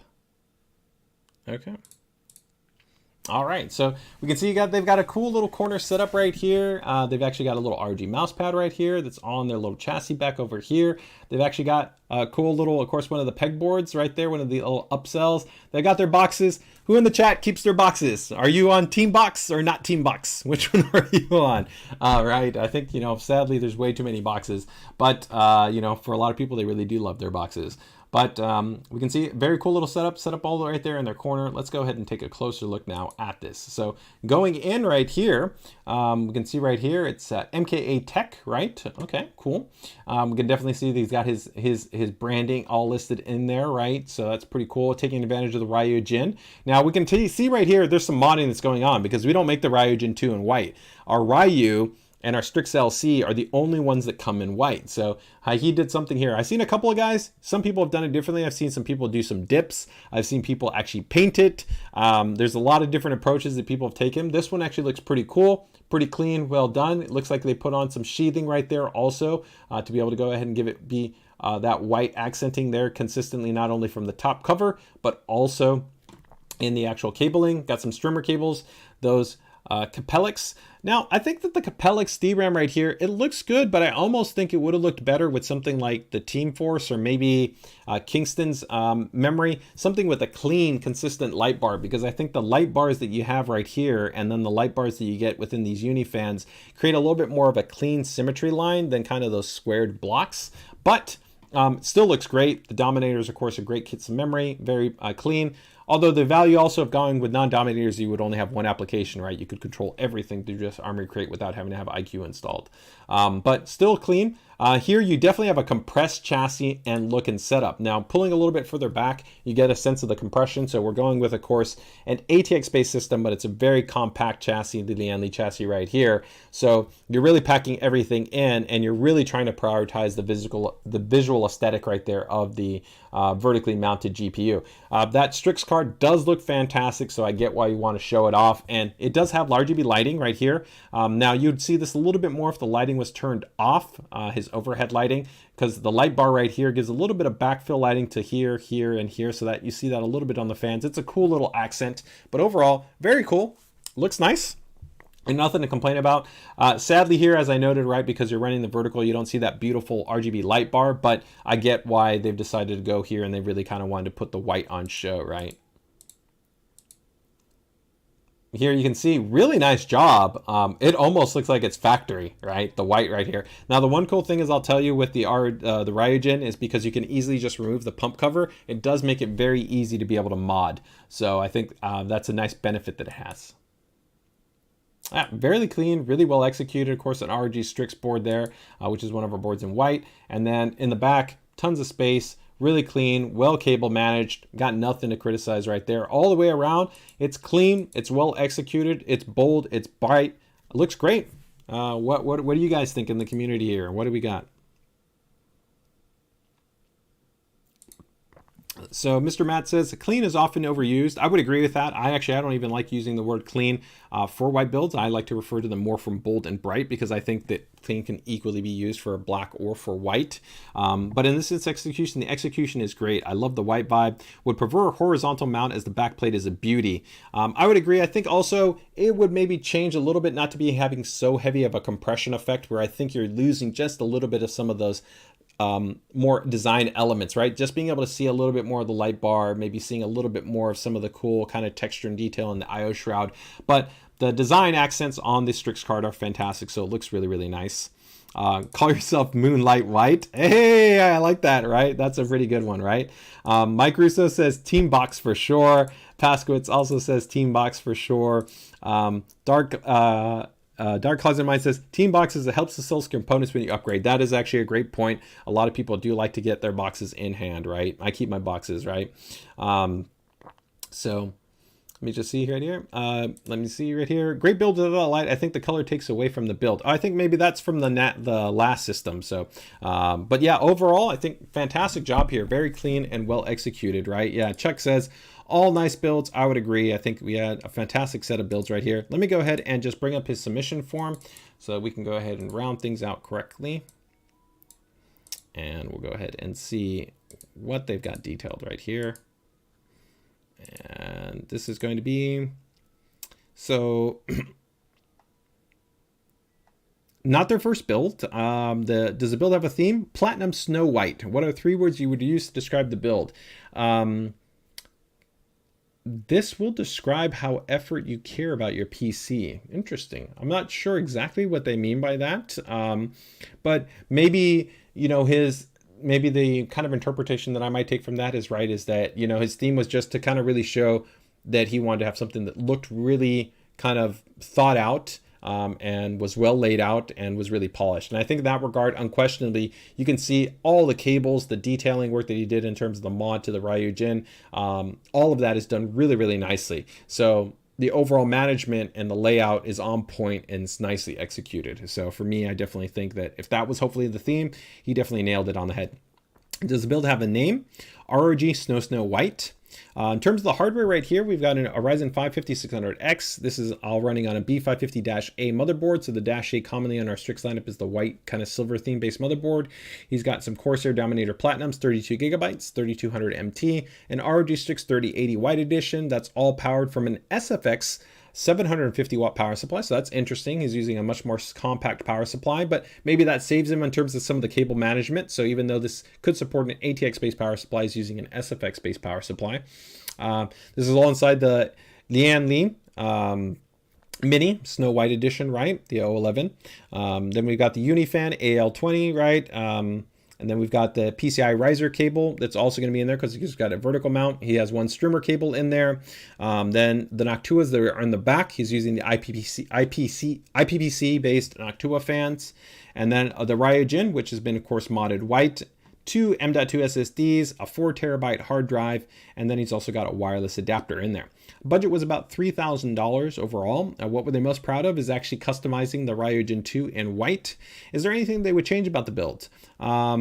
Maybe a case, maybe look to level up the design or more minimalistic. So I'm not sure how we would achieve maybe more minimalism. It could maybe seem maybe more minimal with more space to breathe, but overall he's really used the space well. You know, so I don't think you have to change it, of course, but I think it would breathe a little bit more, of course, in a larger chassis, right? How long did it take to build the system? Not sure, because I'm a PC builder, so he's always swapped. That makes sense, right? Systems used for gaming, and also a little bit of workstation editing and just kind of general hobby work. He's a big fan of Asus Armory Crate and being able to easily customize all the lighting and be able to monitor his system. Well, that wraps up our PCDIY Builder Spotlight, man. And I'm going to mirror the words over there from Miguel Santana. So good night, everybody. Have a great weekend. Best of luck with your builds. If you guys are not part of our Asus PCDIY group, it's linked down there in the description. Make sure to go ahead and join us. We have an amazing community, over 40,000 members. We'd love to have you there. Ask your questions, provide your feedback, follow the latest and greatest updates on all things Asus. So with that, guys, take care, take it easy, enjoy the rest of your day, have a great weekend, and we'll see you next week. Bye-bye.